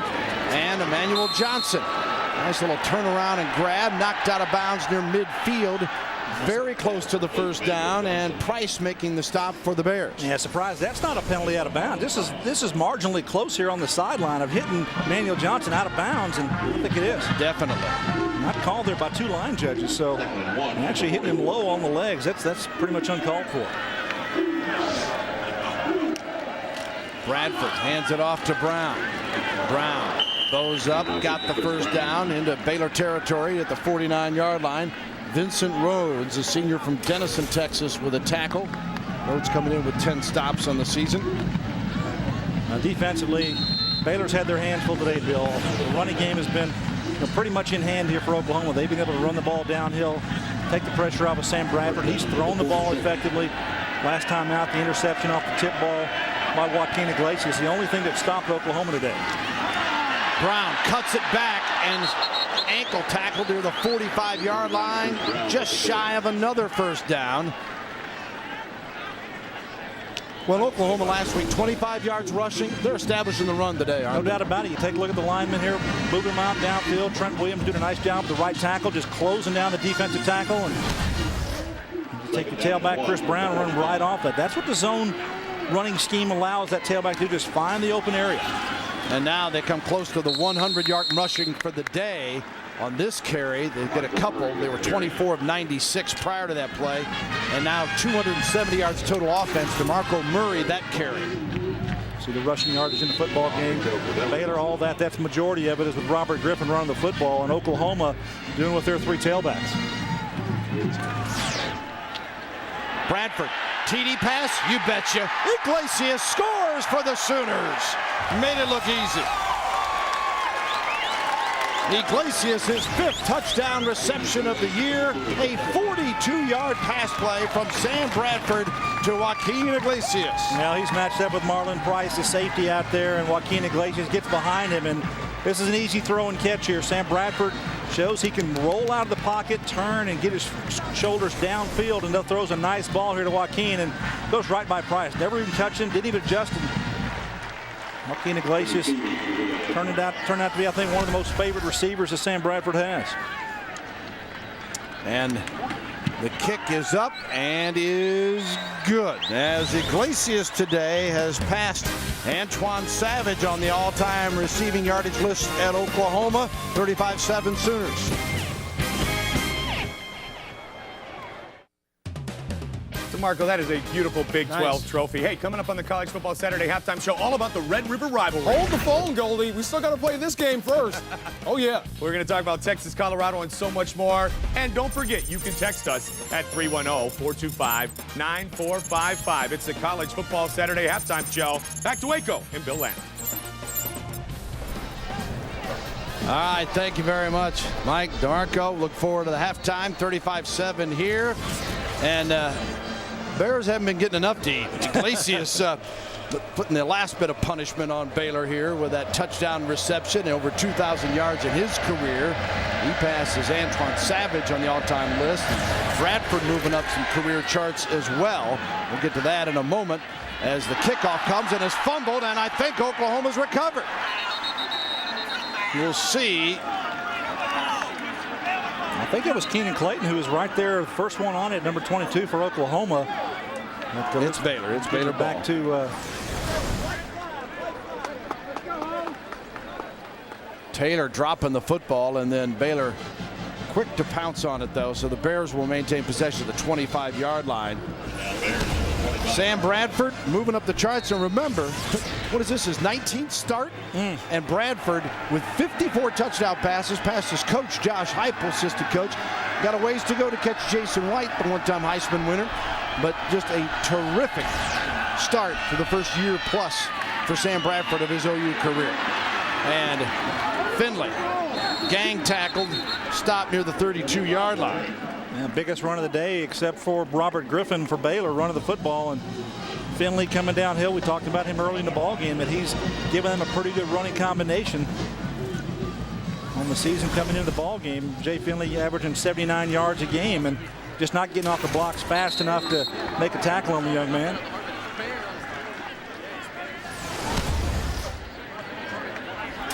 Second and 2, making the first down after that. And Griffin. Change move, 4:53 to go here. Baylor not looking for moral victories, but if you're going to slow you down, you got to get some offense productivity here. That's absolutely right. You've got to be able to move the chains a little bit, move the ball down the field, flip the field. If you don't score, at least put the defense out there in a better position they've been in. Oklahoma's had good field position most of the day. Griffin going deep here and nearly picked off, as good fight for the football that time between T.J. Scranton and Jackson. Brian Jackson, a junior out of DeSoto, Texas, just south part of Dallas. And, well, they're really excited about his play. Jackson really done a nice job coming in there. Yeah, I think he's a good player. He's got good size, 6'1", 205 pounds, and got a good eye for the football. So I think he's solidified that cornerback spot. They're really pleased with his play so far. On the other side, Dominique Franks, a young sophomore, has also held up very well to go with Nick Harris and Lindy Holmes. The secondary for the Sooners is pretty solid. Griffin just 6 of 15 for 40 yards in the passing game. You'll try to run it here. Escapes one and is stopped just shy of the 40-yard line. Remind you to save time and fuel by shopping comfortably at home with Overstock.com. At home with the O. 2nd and 10 this time or the third, I should say, and I'm going to make it 5. Clock moving. 4 minutes now. 3rd and 6. They make it officially.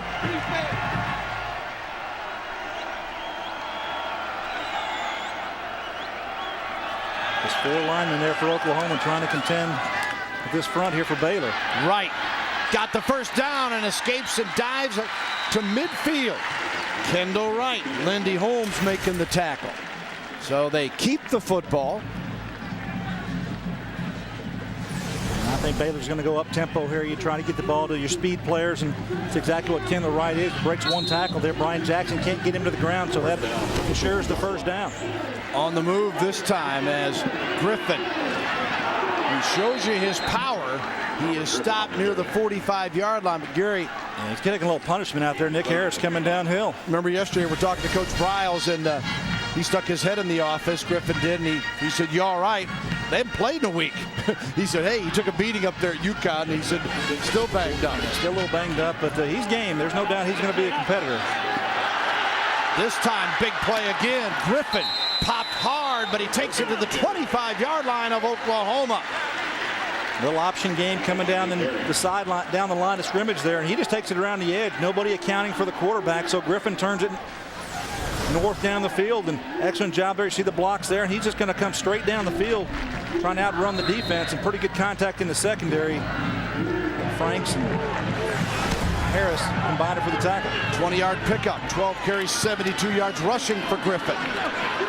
First down this time, gets a breather, and Baylor moving it nicely, and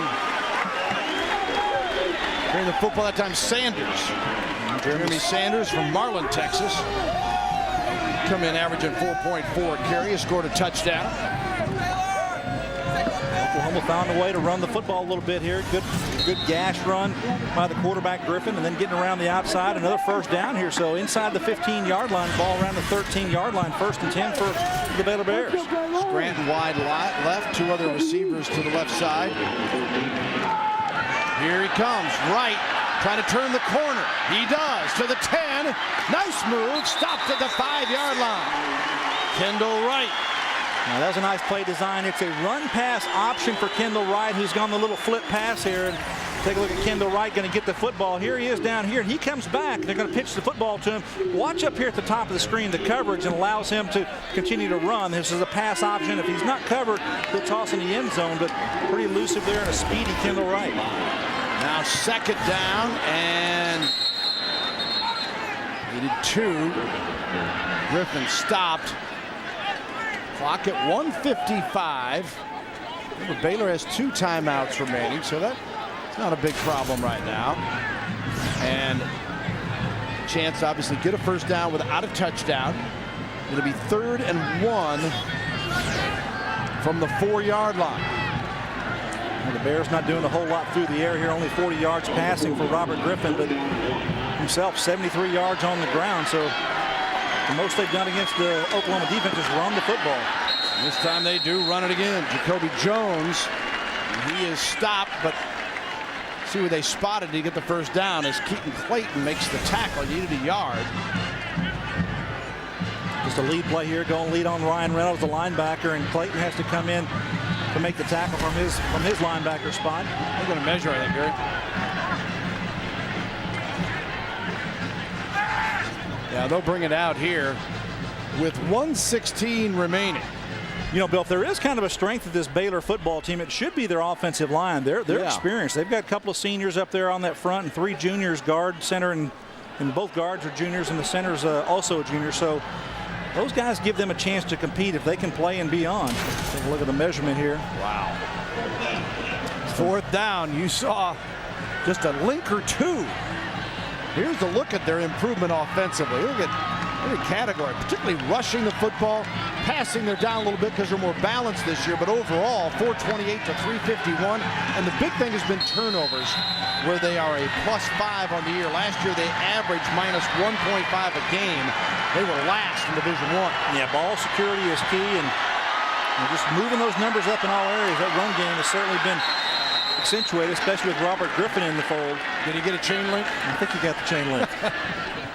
You got the push, get behind big J.D. Walton and James Barnard, the right guard. There's the signal. So a set of downs with 1:01 remaining. Art Briles looking on, first year here after 5 very successful years at Houston. Went 32-26, 34-28 at Houston in his 5 years.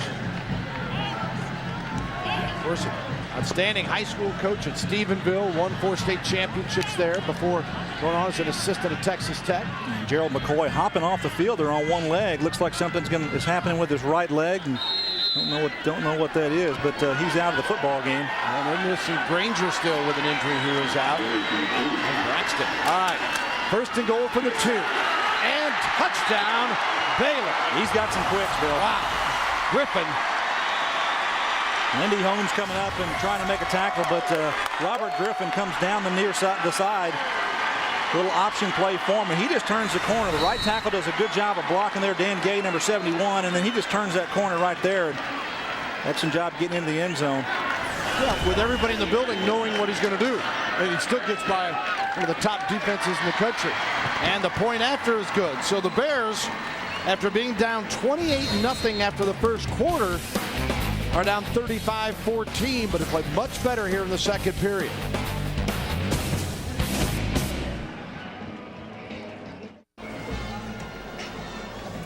Robert Griffin with the TD, and Baylor gets its second score of the afternoon, 35-14. Griffin with both of the touchdown runs.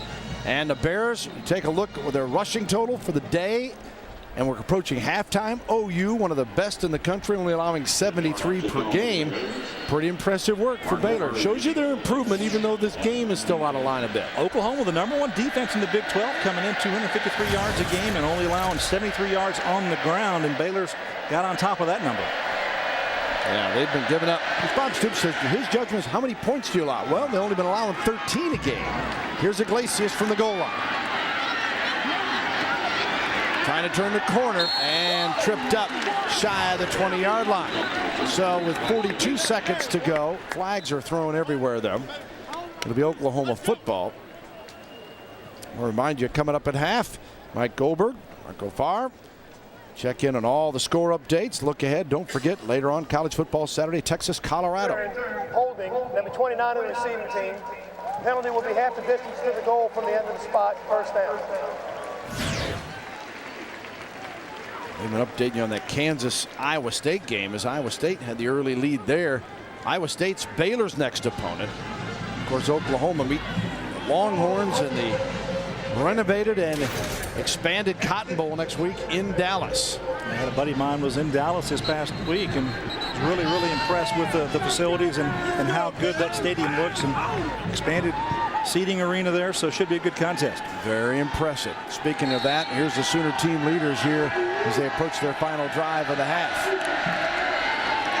Bradford hands it off, and Oklahoma with 35 seconds, content to run out the clock, or so it would appear, unless they get a big pop here. It was Murray the carrier that time. Bob Stoops' club established itself early, though, with 4 possessions and 4 TDs in the first quarter. Johnson, Murray, Bradford, Madu, and then here in the second quarter, Iglesias, a 42-yard TD pass from Bradford. Bradford's thrown for 2 and run for 1. And they'll be content to go in the locker room with a nice lead. So 35-14 the count. And certainly Oklahoma's done pretty much all you could ask, but Baylor has not given up by any means. An impressive second quarter. Yeah, one of the things I said as a key for Oklahoma defensively was to contain Robert Griffin.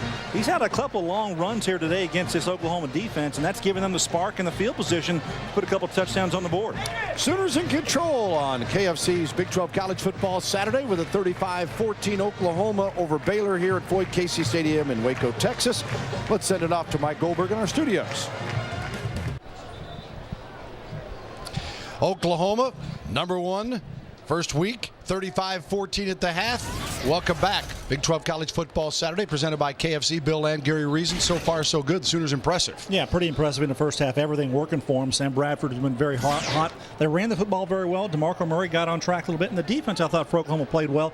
But Robert Griffin, he's that exceptional athlete for Baylor that brings a little life to his football team.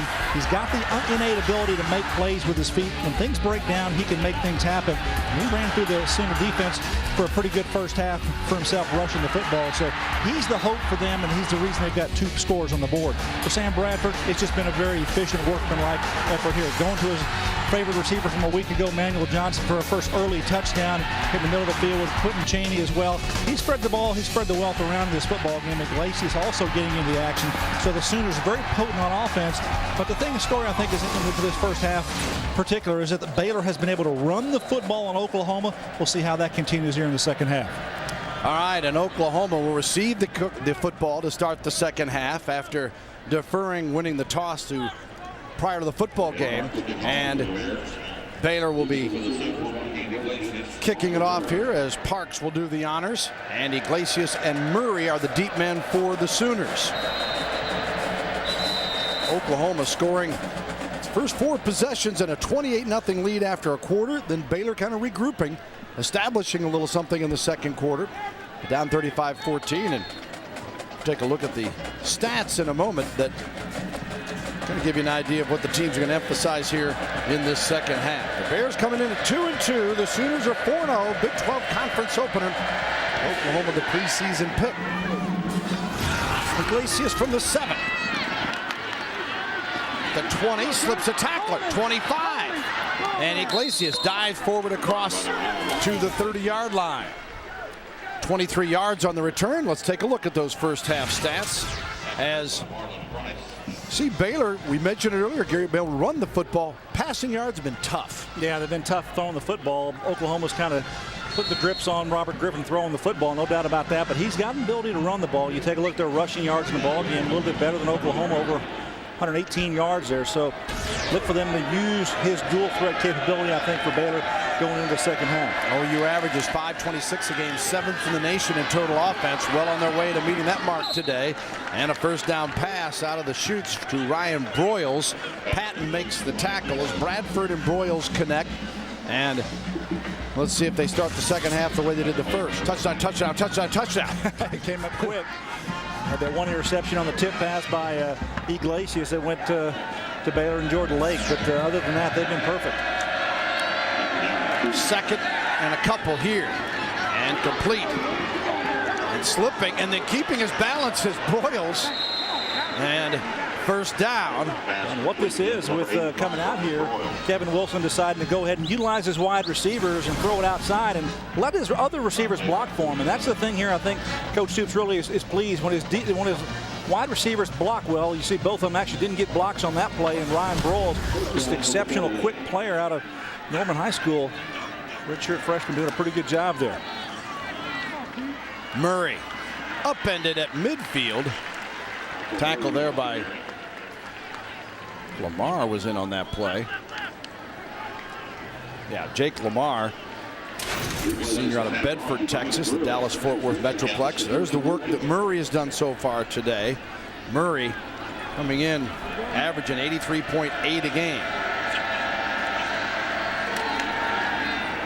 Bradford, Iglesias slips the tackler and breaks another one. 35-30, sideline 20, a cutback, and he's inside the 20-yard line.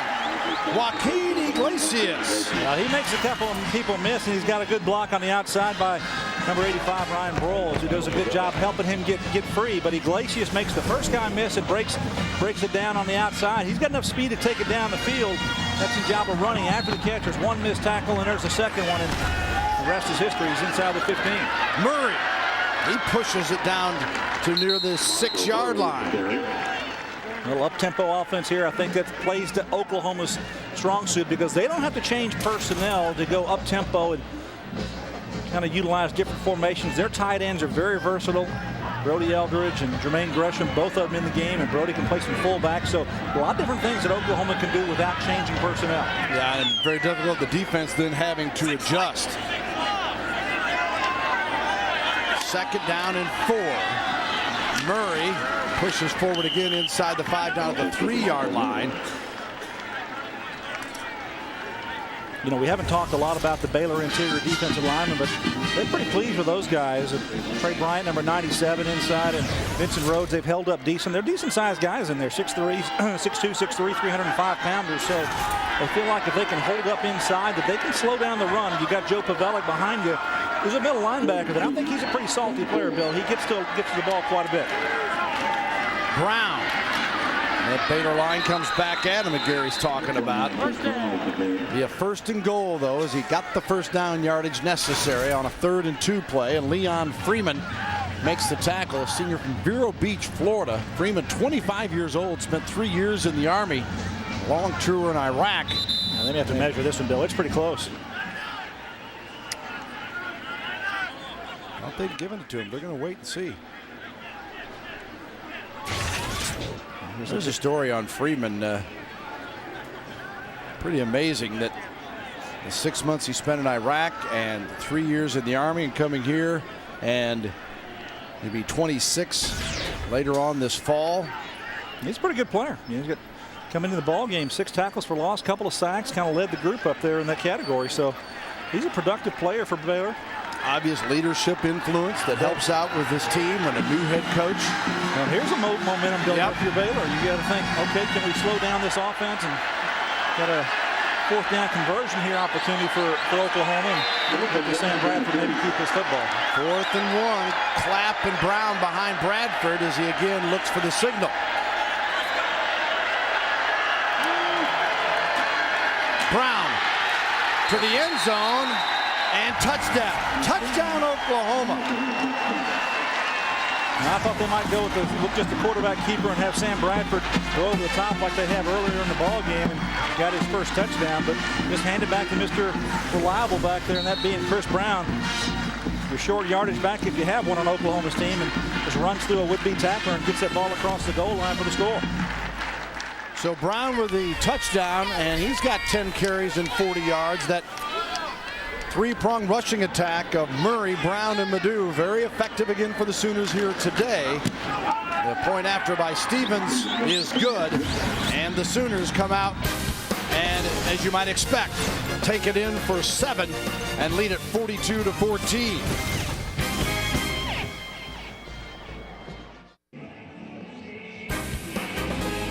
College Football Saturday is presented by KFC and the KFC $10 Challenge. 7 pieces of KFC original recipe, 1 large side, and 4 biscuits for just $9.99. Life tastes better with KFC. And the first down markers brought to you by Overstock.com. Save time and fuel by shopping comfortably at home with Overstock.com. At home with the O.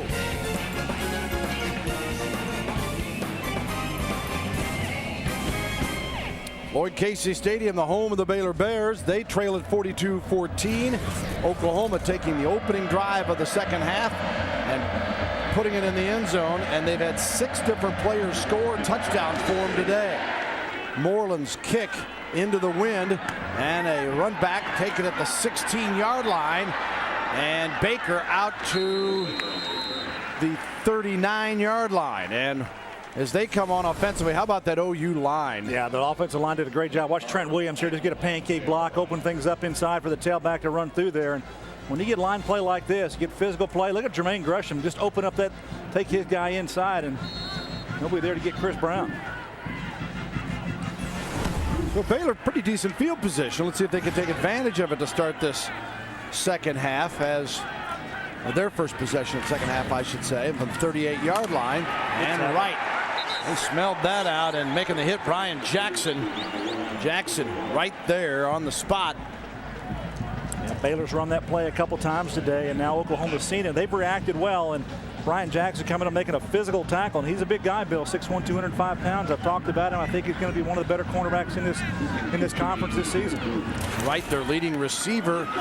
There he is, his 4th grab today, and they get it back out to the 35 as White makes this grab as Jackson on the play. Jackson on consecutive tackles here, trying to go at him on that quick little hitch outside, but nothing going for Oklahoma. Actually, 3rd down, they actually lose yardage on the first couple of plays. You know, the Sooners want to again establish that defense here, try to put this one away early in the second half as they get ready for Texas next week. 3 of 10 on 3rd down conversions for the Bears. Griffin, little time here, got an arm into the wind, going deep and incomplete. Trying to hook up with Geddes, the speedster. Junior out of Los Angeles, came in with 11 grabs, and Franks was covering. Now, when you talk about Robert Griffin as a quarterback, obviously we're seeing him run around the field today and do a good job of running the football. But you know what? He's a pretty accomplished passer for just a true freshman out of high school. I like the way he throws the football. Probably ahead of some guys that are early in their career throwing the ball. It's going to take a little bit of time, too, to get adjusted to these receivers and make some plays like that consistently. Low snap fielded by Epperson, and it is taken. Broyles circles, comes to 15, and brought down. Good coverage there by Baylor at the 17, maybe 18-yard line. And we'll take a brief timeout. Lake making the stop for Baylor. They trail it to Oklahoma 42-14.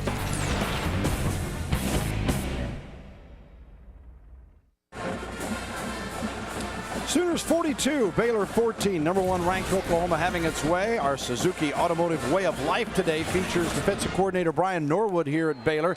His son Jordan, a wide receiver at Penn State, where Brian was coaching last year. And this season, you see Jordan's play. Brian said, all right, we got a Saturday off last week. Great. Get to see the Lions play? No, son's hurt. Can't go. So difficult when you're playing long distance that way with your kids. As he wanted to go. Yeah, and that wasn't any reason to if his son wasn't playing. So did a little work here, got on the road recruiting a little bit. So Penn State unbeaten and Northwestern the other Big Ten unbeaten. I mean, this crazy start to this college football season. Strange. Those are the only 2 unbeaten teams in the Big Ten. Not too surprised about Penn State, but Northwestern still early though. Yeah, a lot of conference games still to play. Coach Norwood's got his hands full here with this Oklahoma offense that took the opening drive and went right down the field. I think they stopped play for John Cooper, the center. He's coming off the field, and so Jason Hannon's coming in the back play center for him. He's a redshirt freshman now. Yeah, not far from here. Waxahachie, Texas. This is John Cooper, the senior out of Fort Collins, Colorado. Has been a mainstay for years. Goes limping off. Bradford under pressure. Gresham. Watch out. The big fella can motor. If he shakes a tackle, and he does. And Baylor pretty good to the football, but not before Gresham picks up 5 or 6. It'll be a 3rd and short as Joe Pavelic, who is the leading tackler in the Big 12 and 4th in the nation. Watch Sam been all over the field again today. Yeah, you got pressure up front there. He almost grabs him, but Sam Bradford doing a good job getting rid of the football. Vincent Rhodes putting the heat on him. Good pressure there. 3rd and 2 for Oklahoma with a 42-14 lead. Murray. It's going to be close. Depends on the spot here where they put that football down. Baylor's defense, 36th in the nation, giving up 314 yards total defense. Obviously, that surpassed the first half today, but big improvement both sides of the line. Brian Norwood's been a nice addition to the staff here, coming in with Art Briles. He may measure. Yeah, they'll measure this thing. Take a look to see what they have to get if need be for a 4th down for Oklahoma. Maybe a big defensive stop here for Baylor.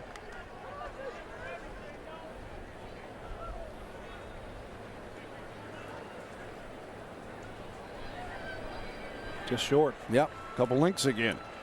Well, what does Coach Stoops do here? You know, comfortably in the lead and still 4th down. Going to bring the big guys out there. Look like they're a heavy package. Jermaine Gresham coming back in the football game. Well, you got to figure you got 398 yards on 50 plays. You ought to be able to pick up a couple links, right? Obviously, if they don't, possible momentum shift, even though Baylor is still down 4 touchdowns.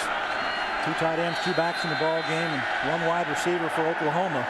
Baylor crowd trying to urge their defensive unit on here. They can do a lot of things out of this personnel grouping. Bradford. And the sign. The 2 for 2 on 4th downs today. Bradford keeps it, and he has that easily with a push from the big fellas up front. So 1st and 10 Sooners with 8:51 to go in the 3rd quarter. Quarterback just going to get his 1st down here, get behind your center. John Cooper back in the football game. 1 play out of the game. Jason Hannon came in for him. Pitch to Murray on the 1st and 10. Brought down at the 35-yard line. Pavelic once again in on the stop. Senior or their junior out of San Antonio, played at Smithson Valley there in the San Antonio area. We haven't seen those long explosive runs from DeMarco Murray. Had a 40-yarder against UT Chattanooga early on, and since then his longest run is 14 yards from scrimmage. You know, they like to get him on track to get some explosive plays when they run the football. He's a threat anytime he touches the ball, Bill, to take it the distance, take it the distance. Yeah, and they keep it on the ground here, and you would think with the game in hand, at least for the moment, and Oklahoma with Texas next week, probably wanting to establish that run to continue to rotate those backs. And more importantly, I think you take the pressure off your quarterback and negate the opportunity for the defense to put hits on him. Yeah, he was sacked a couple of times last week by TCU. You know, TCU blitzed and blitzed and blitzed some more and got burned. They did get to him a couple of times. Yeah, and they hit him low one time last week in that ball game, and Sam Bradford got up a little gingerly after that, but he's a tough young man. He's a competitor, got good size out there, so he can take a little pounding as well. Sacked 4 times last week, but he threw for a career best 411 yards against the Horned Frogs. 2nd and 6 here. Bradford to throw. Across the middle, and it is complete as the Sooners move it into Baylor territory. Lake makes the tackle on Jameel Owens. It's his first reception of the day. That's a pretty good job here coming inside. You know you're going to get contact. Nice protection on the outside. That's Trent Williams, the right tackle, and you see the contact here, and Jameel's a good target out there. Good size receiver for him. 6'3", 200-pound freshman, so getting some playing time. Well, we're talking about spreading things around. Coming in here today, Sam Bradford had thrown passes to 16 different receivers in just 4 ball games. It's just, you talk about spread offense and not being able to concentrate on any one guy. Oklahoma's just got a ton of receivers. Yeah, and you look at the touchdowns on the board today. You got 7 scores for Oklahoma. Excuse me. Yeah, 6 scores for Oklahoma, and 6 different players have scored those touchdowns. This one a little bit behind the intended receiver and goes incomplete. Crawford was covering on the play. See his numbers on the day, 15 of 19, pretty impressive there. And the 1 interception off the deflection by could have been caught. Yeah. That Lake ended up being credited with the pick. 3rd and 9 now for the Sooners at the 43 of Baylor. Chaney wide left. Owens to the right side. Boyles in the slot. And over the middle looking for Eldridge and overthrown. Maybe Eldridge in Kansas. All-conference first teamer last year as a fullback without a carry. Well, Jake Lamar comes in and hits the big fella. Contact.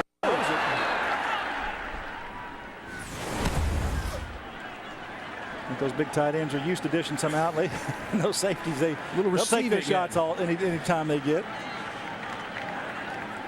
Bring on the kicking units here with a first time we've seen the punting unit for Oklahoma. Yeah, for Oklahoma, that's Mike Nall, a junior out of Scottsdale, Arizona.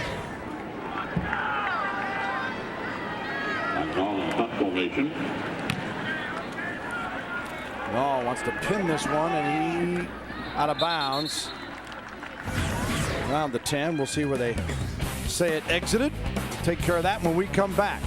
Big 12 college football Saturday, all Oklahoma.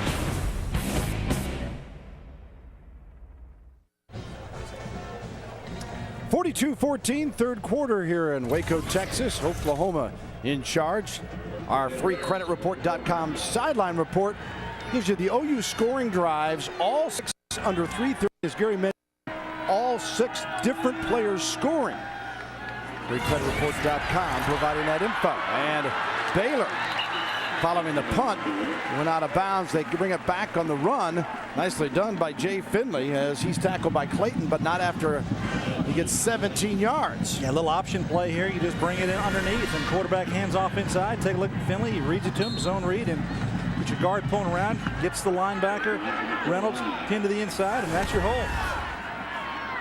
Finley came with 317 yards rushing, 8.1 per carry. How many opportunities? White slips a tackle. First down across the 40-yard line. So back-to-back first down plays for this Baylor offense. One of the things that you coaches were telling us that Art Briles has got all kinds of formations and variations. He's changed some things here, even though they've been on the short side. Yeah, 21-22 formations that they saw coming into the ball game. They were going to have to be prepared for it. Now, just utilize different personnel groupings and how they deploy them on the field. So here you got an empty set here with Finley going out of the backfield. Griffin keeps himself 50, 45, and Griffin dives down across the 40. Another 1st and 10. Lindy Holmes making the tackle, and Baylor very explosive on the first 3 plays. This one a 21-yarder. You see the pressure inside there. That's what he's reading. A defensive tackle coming down inside, or defensive end rather. And Robert Griffin takes it around the edge. So taking the aggressiveness of Allen Davis down inside and making a huge play for his offense. 1st and 10 at the 38-yard line. Griffin Get me out of here. There's the judgment that the young man will learn as his career moves in Waco. I think Jeremy Beal is looking at this guy and say, how do I catch this man? No, he's throwing the ball up there and get it out of bounds. But 44, I tell you, Jeremy Beal has done a great job of rushing the quarterback all day, but he just hasn't gotten to him. Throwing to our cart cameraman. It was Jeff Qualls down there. Did you catch it, Jeff? He was the intended receiver. Yeah. He's got good hands. Second down and 10 now. Ball at the 38. Finley slashes across the 30. Look at the strength and power. Not going to be run down until he crosses the 25. And Keenan Clayton makes the tackle. Move the chains again. Now look at your two tackles, Jason Smith, 72, and Dan Gay at the end of this play, 72 and 71 respectively, helping his running back. Watch those guys push that pile. That's what you do, big fellas. Baylor's coming out showing a little moxie here. 5-13 and counting in the third. Run the football. That's kind of what they've been able to do against this center defense. Passing game not so proficient. 5 plays, 64 yards on this drive. First and 10. And room to roam again. Turning the corner. And going out of bounds is Kendall Wright. And Wright step.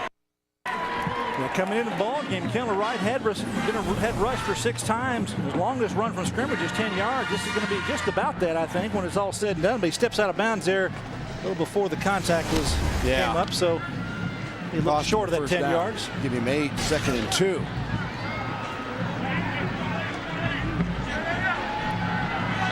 Wright, an outstanding athlete, state long jump, triple jump champ, Pittsburgh, Texas. True freshman's been impressive here today. And now Baylor taking advantage of that offensive line we told you about. That's a veteran group and just moving Oklahoma out all the way down to the 11-yard line. And another first down. Well, what I saw last week with Oklahoma's defensive front, getting off of blocks, not happening right now inside. There's 2 defensive inside. Both of them being handled right now with this drive up front. J.D. Walton, the center, Harvey, the left guard, and James Barnard, the right guard, doing a nice job inside. First and 10 at the 11 for the Bears. Now it gets a little tougher. Griffin. Stiff on one defender, but he strung him out long enough, and Lewis gets credit for the stop as he chased him out of bounds, and a loss on the play. Well, you see the strength that the young man has also. You got a would-be tackler and Travis Lewis coming up trying to make the play on him. He just stiff arms and pushes him away.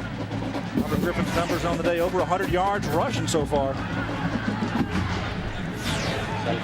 Griffin completing 60% of his passes. Number 10 in the nation in passing efficiency. That's taken a bit of a hit today. But right now he's got it 2nd and 11 at the 12-yard line. Up the middle. Door closed quickly. Yeah, that was a quarterback draw all the way, Bill. Go ahead and spread everybody out and allow the quarterback to make something happen inside. And just trying to get everybody out. And the key guy he's watching is that guy out there. If he can get inside right there, but the defense just reacts. They get off the blocks that time. And so they grab him by the ankles around the line of scrimmage. Allen Davis there to make the stop for the Sooners. 3:20 and counting. Third quarter here, 3rd down and 9. Baylor fans are lancing. They trail 42-14. Opportunity here. See what Griffith and crew do with it. Empty backfield on the run. Now looking to throw incomplete, looking for Thomas White. Through that kind of an awkward position, got contacted very heavily by Allen Davis, number 95 for Oklahoma, as he threw that football. Catching his breath. I think he got him right between the 1 and the 0 on the contact there. So he comes up trying to get some air. So 4th down, going to bring the field goal unit on here for Baylor. That's hard for a quarterback to go to his left, throw that football on timing, and you might be a little more comfortable if you're going to recall that Coach Browse rolling to his right. He got the whole field in front of an easier throwing motion for the quarterback. Parks, last one on the field for the field goal attempt here.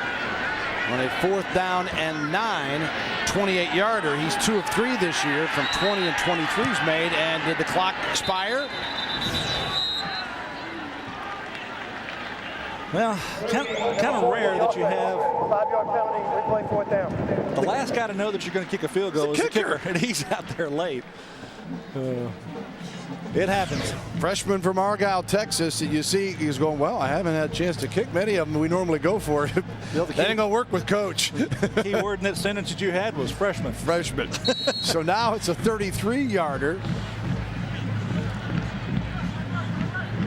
Just saying, young man, I hope you make it for your sake.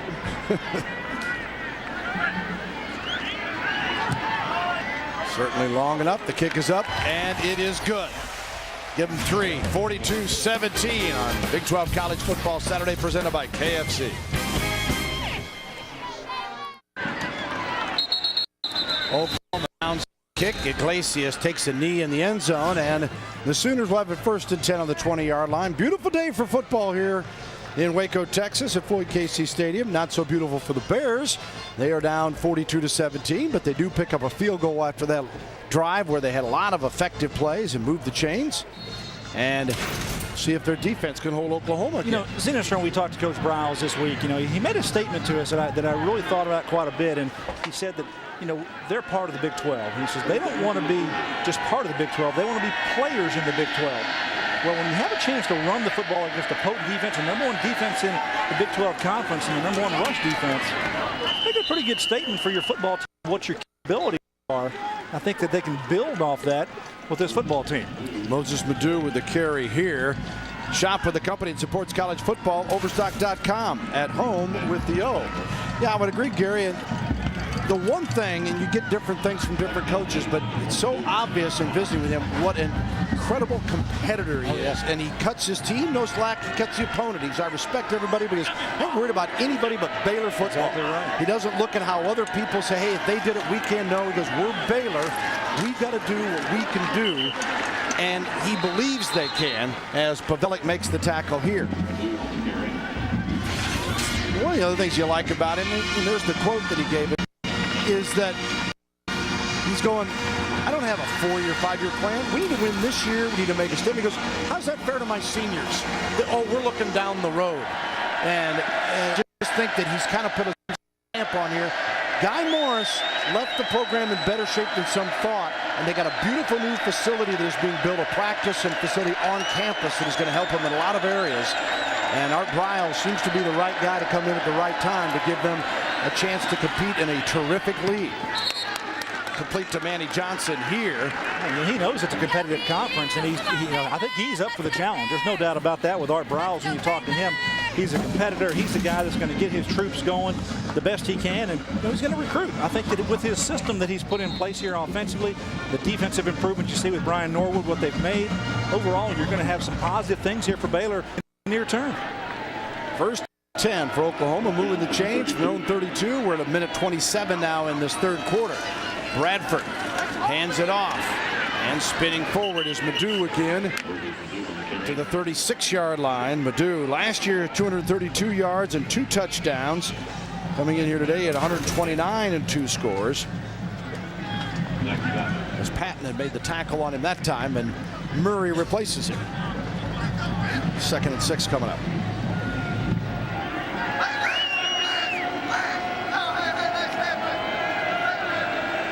You see Oklahoma running the ball quite a bit more today. It's kind of the nature of the defense too, Bill. They're a little bit more vanilla. They're blending back there. They're playing too deep or quarters defense. Murray, both players taking a pop there, offense and defense, as Murray will get the 1st down for the Sooners to the 45-yard line of Oklahoma. Yeah. And Lamar coming off, not moving that arm. Yeah, Jake Lamar, number 12, will come in and make a pretty good contact right here.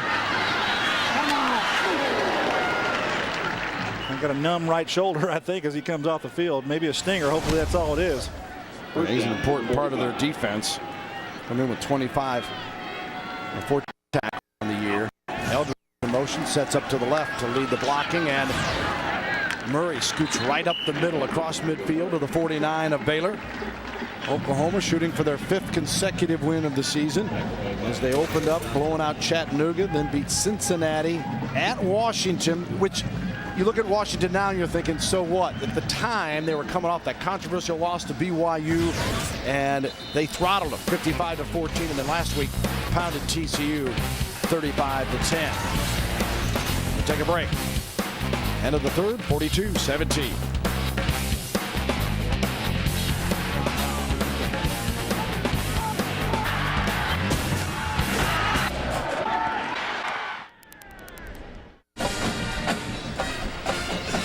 Welcome back, 42-17 Oklahoma as we start the fourth quarter on Big 12 College Football Saturday, presented by KFC. Bill Land, Gary Reasons with you here in Waco at Floyd Casey Stadium. Oklahoma with the ball to start the final quarter. And the Sooners have 2nd and 4. Bradford play action and complete to Iglesias, who's passed the 2,000-yard mark in receiving yards in his career at OU. He's got a touchdown today. First down chain mover there. And our game summary today, as you take a look at some of the numbers, rushing Baylor 185, very impressive. They have not been able to throw it much, and Oklahoma's done pretty much whatever they want them with a 466 total yards, Gary. Yeah, but only 3 of 12 on third down for Baylor. That's not been productive offensively, keeping the defense on the field too much. Number 34, Clapp with the ball carrier that time, and it'll set up a 2nd and long.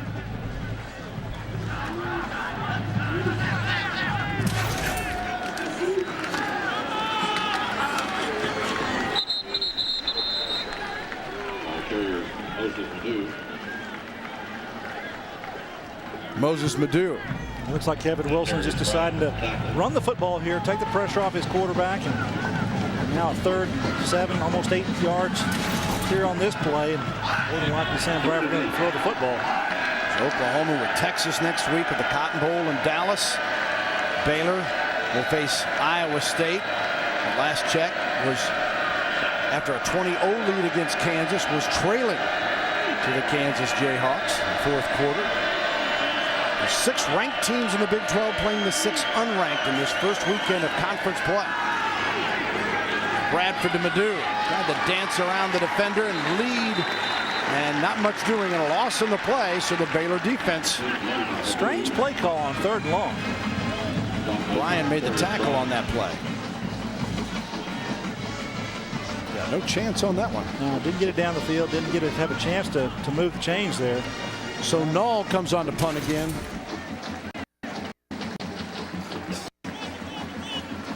With 13 minutes, 5 seconds counting here. He had a 31-yard punt, went out of bounds on his first punt of the day. Snap a little offline. He tries to put it in the coffin corner. Sails into the end zone. It will come out Baylor ball on the 20-yard line when we come back. AFC's College Football Saturday from the Big 12, 42-17 Sooners.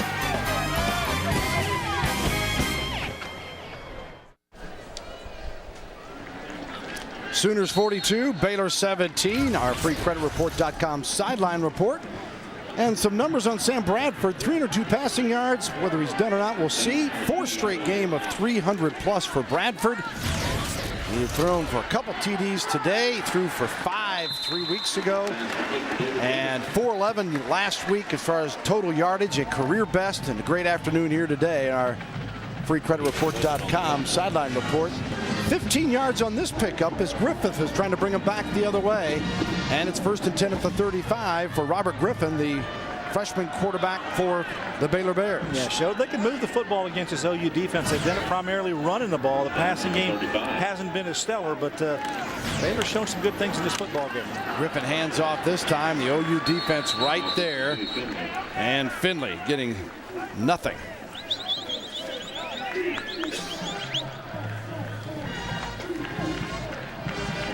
Cordero Moore makes the tackle for Oklahoma, junior from Mesquite, Texas, out of Mesquite Horn High School.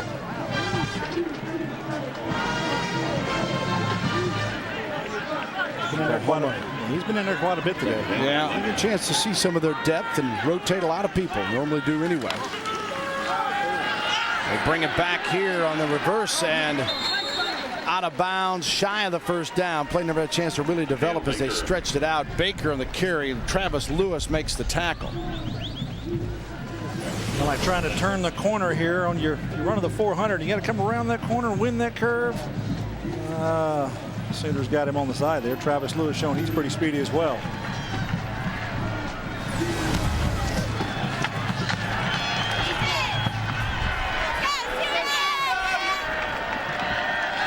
Third and 4 at the 41-yard line. Oklahoma in its first week of being #1 this year and 96th overall, more than any other school. And doing nothing to tell you that they'd be anything less. Almost an INT here. Intended receiver was Geddes, and Jackson stepping in front nearly picked it off. Nice job that time by Brian Jackson, taking his upfield arm and getting it on the football. Didn't get that right hand around to try to make that interception, but he's played well today. I like Brian Jackson as a player. I think he's a good leader out there, and he's a hitter as well, Bill. And no question about that. Baylor's going to have to kick it away, so Epperson comes on. And 4th and 4, the 41-yard line.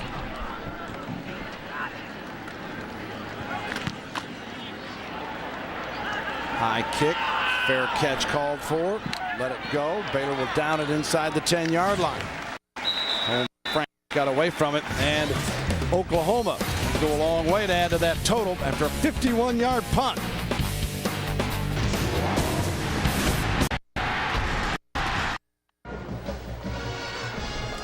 Nation's #1 team, Oklahoma, rolling over Baylor 42-17. Fourth quarter action here. Our Best Buy connection today. But the opening series, Manuel Johnson on a 53-yard pass play from Sam Bradford. An impressive day here for Manuel Johnson once again. That's our Best Buy big play of the football game, and that came early. Johnson, Big 12 Player of the Week for his record-setting performance last week. Picking up where he left off. This one is complete to the Tunnel on Junior out of Irving, Texas, and Coffee makes the stop as Oklahoma with 10:51 to go, and Bradford and crew got all three still on. Backup receivers in the football game. Iglesias, Boyles, and Cheney out of the game. Brown taking some pops, but still getting some positive yardage and close to the first down. We'll see where they mark the football. Chris Francis making the tackle. We mentioned Sam Bradford, another 300-yard passing day. Time to fourth quarter get into the Heisman talk. He's certainly one of the candidates from the Big 12. There's no question of that. This year, the quarterback, as he drills another completion. This one to Cheney. Well, you look at his production, Bill. You look at his accuracy, what he's done with the football. Interception ratio, touchdown interception ratio is just off the chart. So he's definitely going to be a contender when it comes to the Heisman voting in December. And the other two obvious picks are Colt McCoy and then Chase Daniel. Batted, and then Bradford slaps it back down to the ground. He didn't want to have the pass and the reception. That's right. He could have had it. And be adding a new receiver to his list. We bet you he had 16 coming in. He goes, now I got 17 now. Overstock.com's prices are so low you can afford to buy something for your friends too. Overstock.com, at home with the O. Would really be creative. 2nd down and 10 from the 31-yard line for Bradford. Time incomplete. Just off of Owens' hands as he tried to make the grab. Of course, Colt McCoy in Texas will play tonight. Colorado, another college football Saturday special. One game in the Rocky Mountains, Colorado. Last year got Oklahoma prior to the Oklahoma-Texas meeting. This year, they try to pull off the upset with Texas before the big Red River rivalry game. Complete, coming across the side, and out of bounds is Brown. Jones the tackle.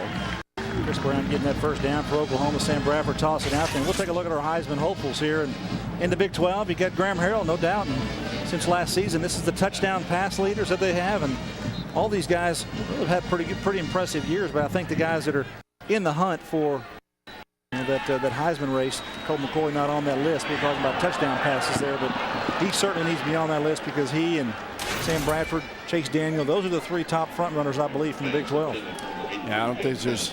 It's fun when you hear the talk around the country about the Big 12 and its strength, its offense, and then when people say, all right, it's Big 12 or SEC, you talk about defense. 2 very different leagues this year. Yeah, they really are. The SEC, you got phenomenal defensive fronts and defensive linemen that are just very athletic. And in the Big 12, the numbers are huge with what these teams are doing. Almost all the teams, there's not very many teams not playing some version of the spread offense, and really have opened up the offensive numbers pretty extensively. Bradford drills this one right down the middle and complete to Brandon Caleb, sophomore from Richmond, Virginia. And a 20-yard pickup. So Oklahoma, about the time they go, all right, maybe they'll just run this thing out. It's like, no, all right, let's pick it up here again. Go through the air, and they come right back with Madu on the ground, and he takes it down to the 31-yard line before Trey Bryant, a junior out of Dallas. Richardson High School, makes the tackle. Coffee also there, and the Sooners knocking on the door again. Yeah, what Brian Norwood, the defensive coordinator, has decided to do with Baylor today in this football game is play pretty much a bend but don't break style of defense, except for the long pass early in the ball game. Emmanuel Johnson, they haven't given up a huge play down the field. They're playing a lot of zone coverage behind. They got some safeties deep, trying to stack the box and slow down the run game. It really hasn't been too effective against Oklahoma. They've ran the ball pretty well all day today. Purdue tried to make one more juke slip, but he still moves the chains on 11-yard pickup and down to the 20-yard line. It is 1st and 10, Oklahoma. Down from the 20. Bradford. Caleb breaks it. 10, 5, and bumped out of bounds around the 2. What a hit he delivered, though. That'll be room for the Sooners when they take a look at that play. Brandon Caleb showing that he's got a little bit of pop on the outside. And good size, Bill. He's almost 200 pounds. You got to. Now the hit that he made on the defensive back prior to that was what I was talking about. Not his contact going out of bounds, but pretty impressive there by Caleb running after 10. And Caleb only had 2 receptions for 15 yards coming in. You want to earn more playing time? Do something like that. Coaches will take notice. 1st and goal from the 3. Murray, does he slide into the end zone, waiting for the signal? He just had his hand on the backside of Big George Duke Robinson coming around pulling guard, and says, let me get my hand on your hip and I'm going to follow you through the hole. Going to set that just short of the goal line, I believe. We're talking about Brandon Caleb, being physical, catching the football. Watch this. He just goes right through one of the defenders. And then Oklahoma quickly comes up, and Murray walks into the end zone time. So they get it one way or another. And Marco Murray gets his 2nd TD of the day, the first player to score twice for Oklahoma, and the Sooners lead it 48-17. A quick little get up the line of scrimmage there, and then you pull the backside guard this time.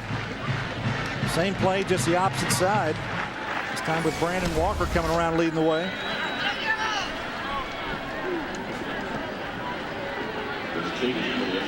Stevens comes on. PAT, he had missed today, stays perfect and makes it 49-17. Murray's got 96 yards rushing and 2 TDs.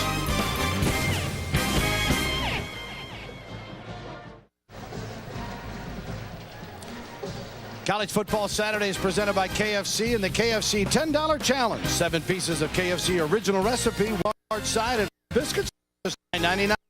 Life tastes better with KFC. And brought to you in part by Emporio Armani Diamonds for Men, the new fragrance.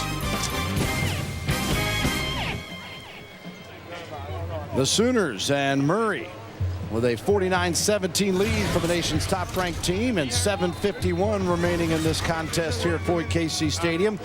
They had to go 92 yards, only took 3:17 in 13 plays. And Marco Murray got his 2nd TD of the afternoon. Top-ranked Oklahoma continues to roll, and coming in here, Oklahoma's never lost to Baylor, 17-0, and they're going to maintain that. And the kick is down in the end zone, 1st and 10 at the 20. And let's check in with Mike Goldberg for a little game break.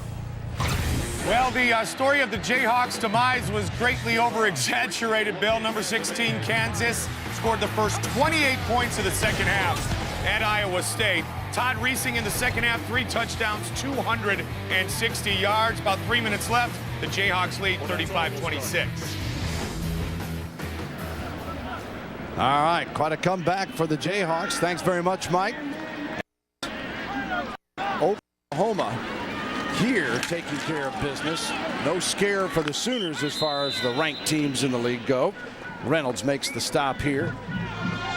You talk about Robert Griffin, Bill, in his football game, and what kind of quarterback is he? Who would you compare him to? Who is he? A little bit different than a lot of quarterbacks, and he's that dual threat guy. Is he kind of like a Brad Smith that came on the scene with Missouri a couple of years back, and that kind of an athlete? And maybe a little bigger, a little stronger, but the same kind of style, I think, and I think he throws the ball a little better. Well, I think you need to throw that Vince Young factor in there. He's that kind of elusive with the football, but I think he may be a better passer than Vince Young. 6'3", 200-pounder Griffin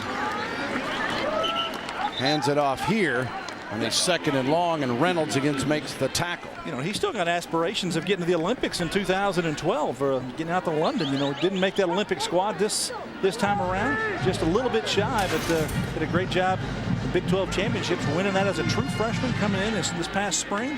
Came into Baylor. Yeah, and you graduate from high school in December, come in, compete in track and field, spring football, and then you're out here, and in your very first college football game, you played very well against Wake Forest, and now he is the guy. Well, it's 3rd and 7 for him here. He's going to see those wheels as he heads to the sideline and out of bounds.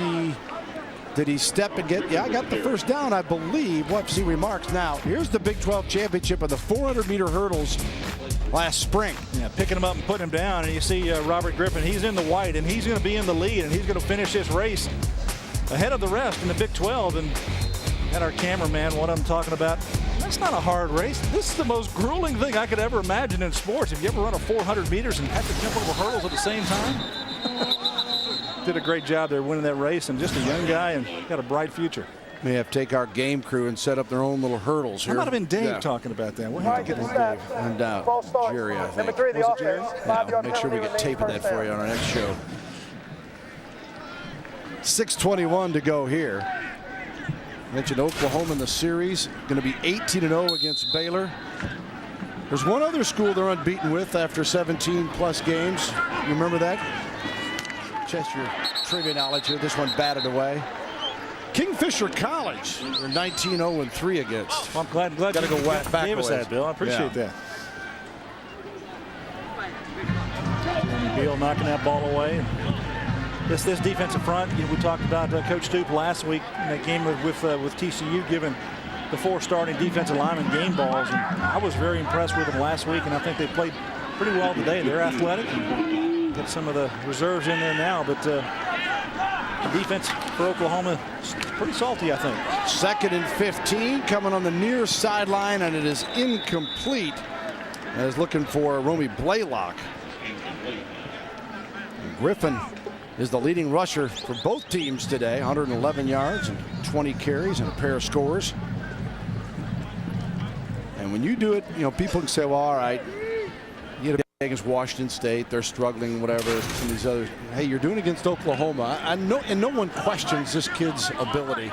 And I think sometimes what goes unnoticed is how intelligent he is and just his savvy and how well he's adapted to this level so quickly. No adaptation here as Oklahoma hammers him on the sack. Whistle dead at the 15-yard line. But that's what concerns me. How many of those can you take week in and week out in the Big 12? Yeah, that's a backside blitz there by Keenan Clayton. The linebacker coming. Well, he comes from the second level. I'm not sure that Robert Griffin can even account for him. He's 4 or 5 yards deep in the coverage. So and then he comes late. Look at the numbers today for Clayton. Been around the football, don't you think? 14 tackles. Wow, what an afternoon for Keenan. Now that'll put Griffin below the 100-yard mark rushing, because sacks count as rushing totals.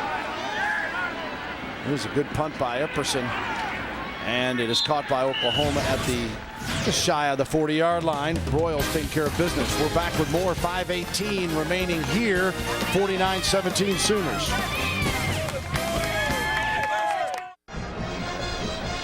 All smiles for Sam Bradford. Sooners comfortable lead. Our touch of gray winning touch is the touch of Sam Bradford as the sophomore.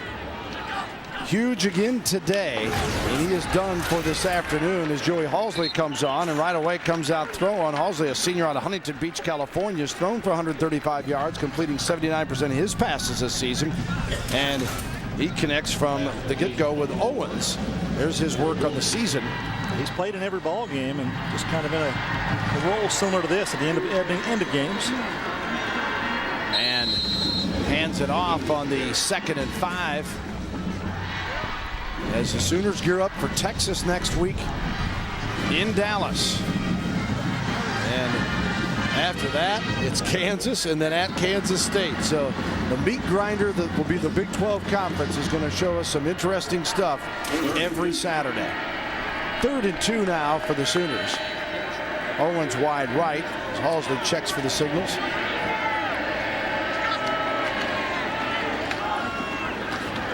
Moses Madu across midfield before he is stopped with 4:15 remaining. Well, I think Bob Stoops is content with having his offense out there and not being too cute with things, trying to throw the ball down the field, but they'll run it. They'll try to be effective and got that first down, try to keep the clock moving here, and they'll put points on the board if they can. Well, and obviously you've got to get some time for Halsley, as you mentioned, he's played in every game, because if you do have an injury to Sam Bradford, like they did last year in the Texas Tech game, Halsley actually came in and played very well, even though they lost. Threw for 291 yards in that loss to Tech. And we were talking, Gary, earlier this week about all these great quarterbacks in the Big 12. Which school could least afford to lose their #1 guy? And anymore, with the way guys go down, you have to consider that thought. And it's interesting. You start going down the rosters and who's able to play and who's got backups and how these teams play. And one thing with Oklahoma is they are probably the most balanced of these spread offense teams, wouldn't you say? I think they are, because you can insert a quarterback there. They don't ask their quarterbacks to run that much like some of these teams do. You take Texas with Colt McCoy, and I think he's very instrumental to his team, but he is also a runner back there, and he's their leading rusher at this point. And you take even Chase Daniel with Missouri. He's a capable runner. He does pull it down and run quite a bit. So those two guys, I think they're the ones that I would think would be the ones where, if they were lost, they would mean the most to their teams. Colt McCoy and Chase Daniel. 3rd and 7. 3:15 to go. Halsley taking the snap. Madu, he's got the first down. Across the 40 down to the 39, maybe the 38-yard line for Madu. A good little stretch play there. The offensive line just gets on their blocks, and Madu just kind of picks through. That's kind of the design of it. Talk about that Texas game coming up tonight. They got the Buffaloes up in Boulder. Can't misstep, because they got a big date coming up next weekend. They got to take care of business first, and you know that Mac Brown has got his team focused. Well, they've been impressive in their non-conference play, the way they've hammered everybody from UTEP to Arkansas. Colorado's played the more difficult schedule, so you kind of put that in the balance as you take a look at how those two match up. But what else can you do other than hammer people like these two teams have done so far? Next week, they'll settle their own little question as the top team in the country, OU, and #5 Texas. If the Sooners or if the Longhorns are victorious against Colorado tonight, there you see how even that series has been. That little second line, 4 of the last 8 had one team in the BCS championship game. That is more than impressive. Does that game mean anything? Yeah. I think it does. At a new and expanded or renovated Cotton Bowl. It'll be quite a scene in Dallas next week. Handoff on the 2nd and 9. And again, it's Madu. Rhodes makes the tackle. Well, for Art Briles' team, I'm sure that he's probably seen some good things in this football game. Obviously, the ability of Robert Griffin and Jay Finley, they did a decent job running the football when they needed to, and did at times against Oklahoma's defense. But throwing the football wasn't going to be happening for them today, and the Sooners did a good job in the secondary and kind of took that passing game away from them. They made them one-dimensional, made Baylor try to run the ball to win the contest. Here's Halsley back to throw on 3rd and 6, and it's incomplete.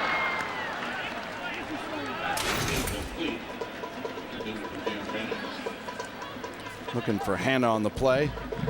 Yeah, I think if Baylor has a major disappointment would be, and there's no shame in it, but Art Briles expects to compete with everybody. Yeah. But you're down 28-0 before you can blink in the first quarter. That's been OU's MO. Well, you got to be execution sound, and what I mean by that is you've got to click off some first downs. They didn't get that done early in the ball game against Oklahoma. And they got out to a quick lead.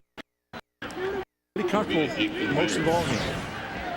Nall is on to punt here. He stands inside the 50 at the 49. Try the pooch punt. Angles it toward the sideline and knocked down. Nicely done by Oklahoma. They're going to mark that ball at the 2-yard line. So terrific job by Oklahoma, and they're wanting to improve on that special teams work. And they did a nice job there on a 33-yard kick. And Baylor will have to go 98 yards and 112 if they want to score again. Yeah, he's out of bounds and touches the football. Not sure that that's a penalty or not, but don't show that. They might review it. No, we don't need to go there. With 112 to go, Baylor will take over.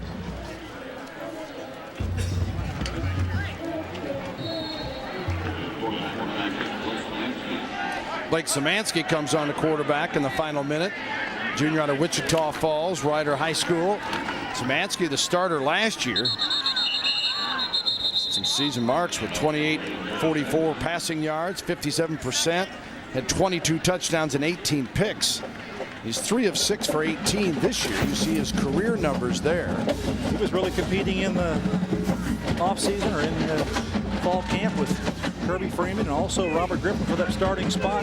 Hope to gain that spot back, but with Robert Griffin emerging on the scene in that first game against Wake Forest and just being an exceptional, talented player out there, I think the Coach Briles has decided to go with the young freshman.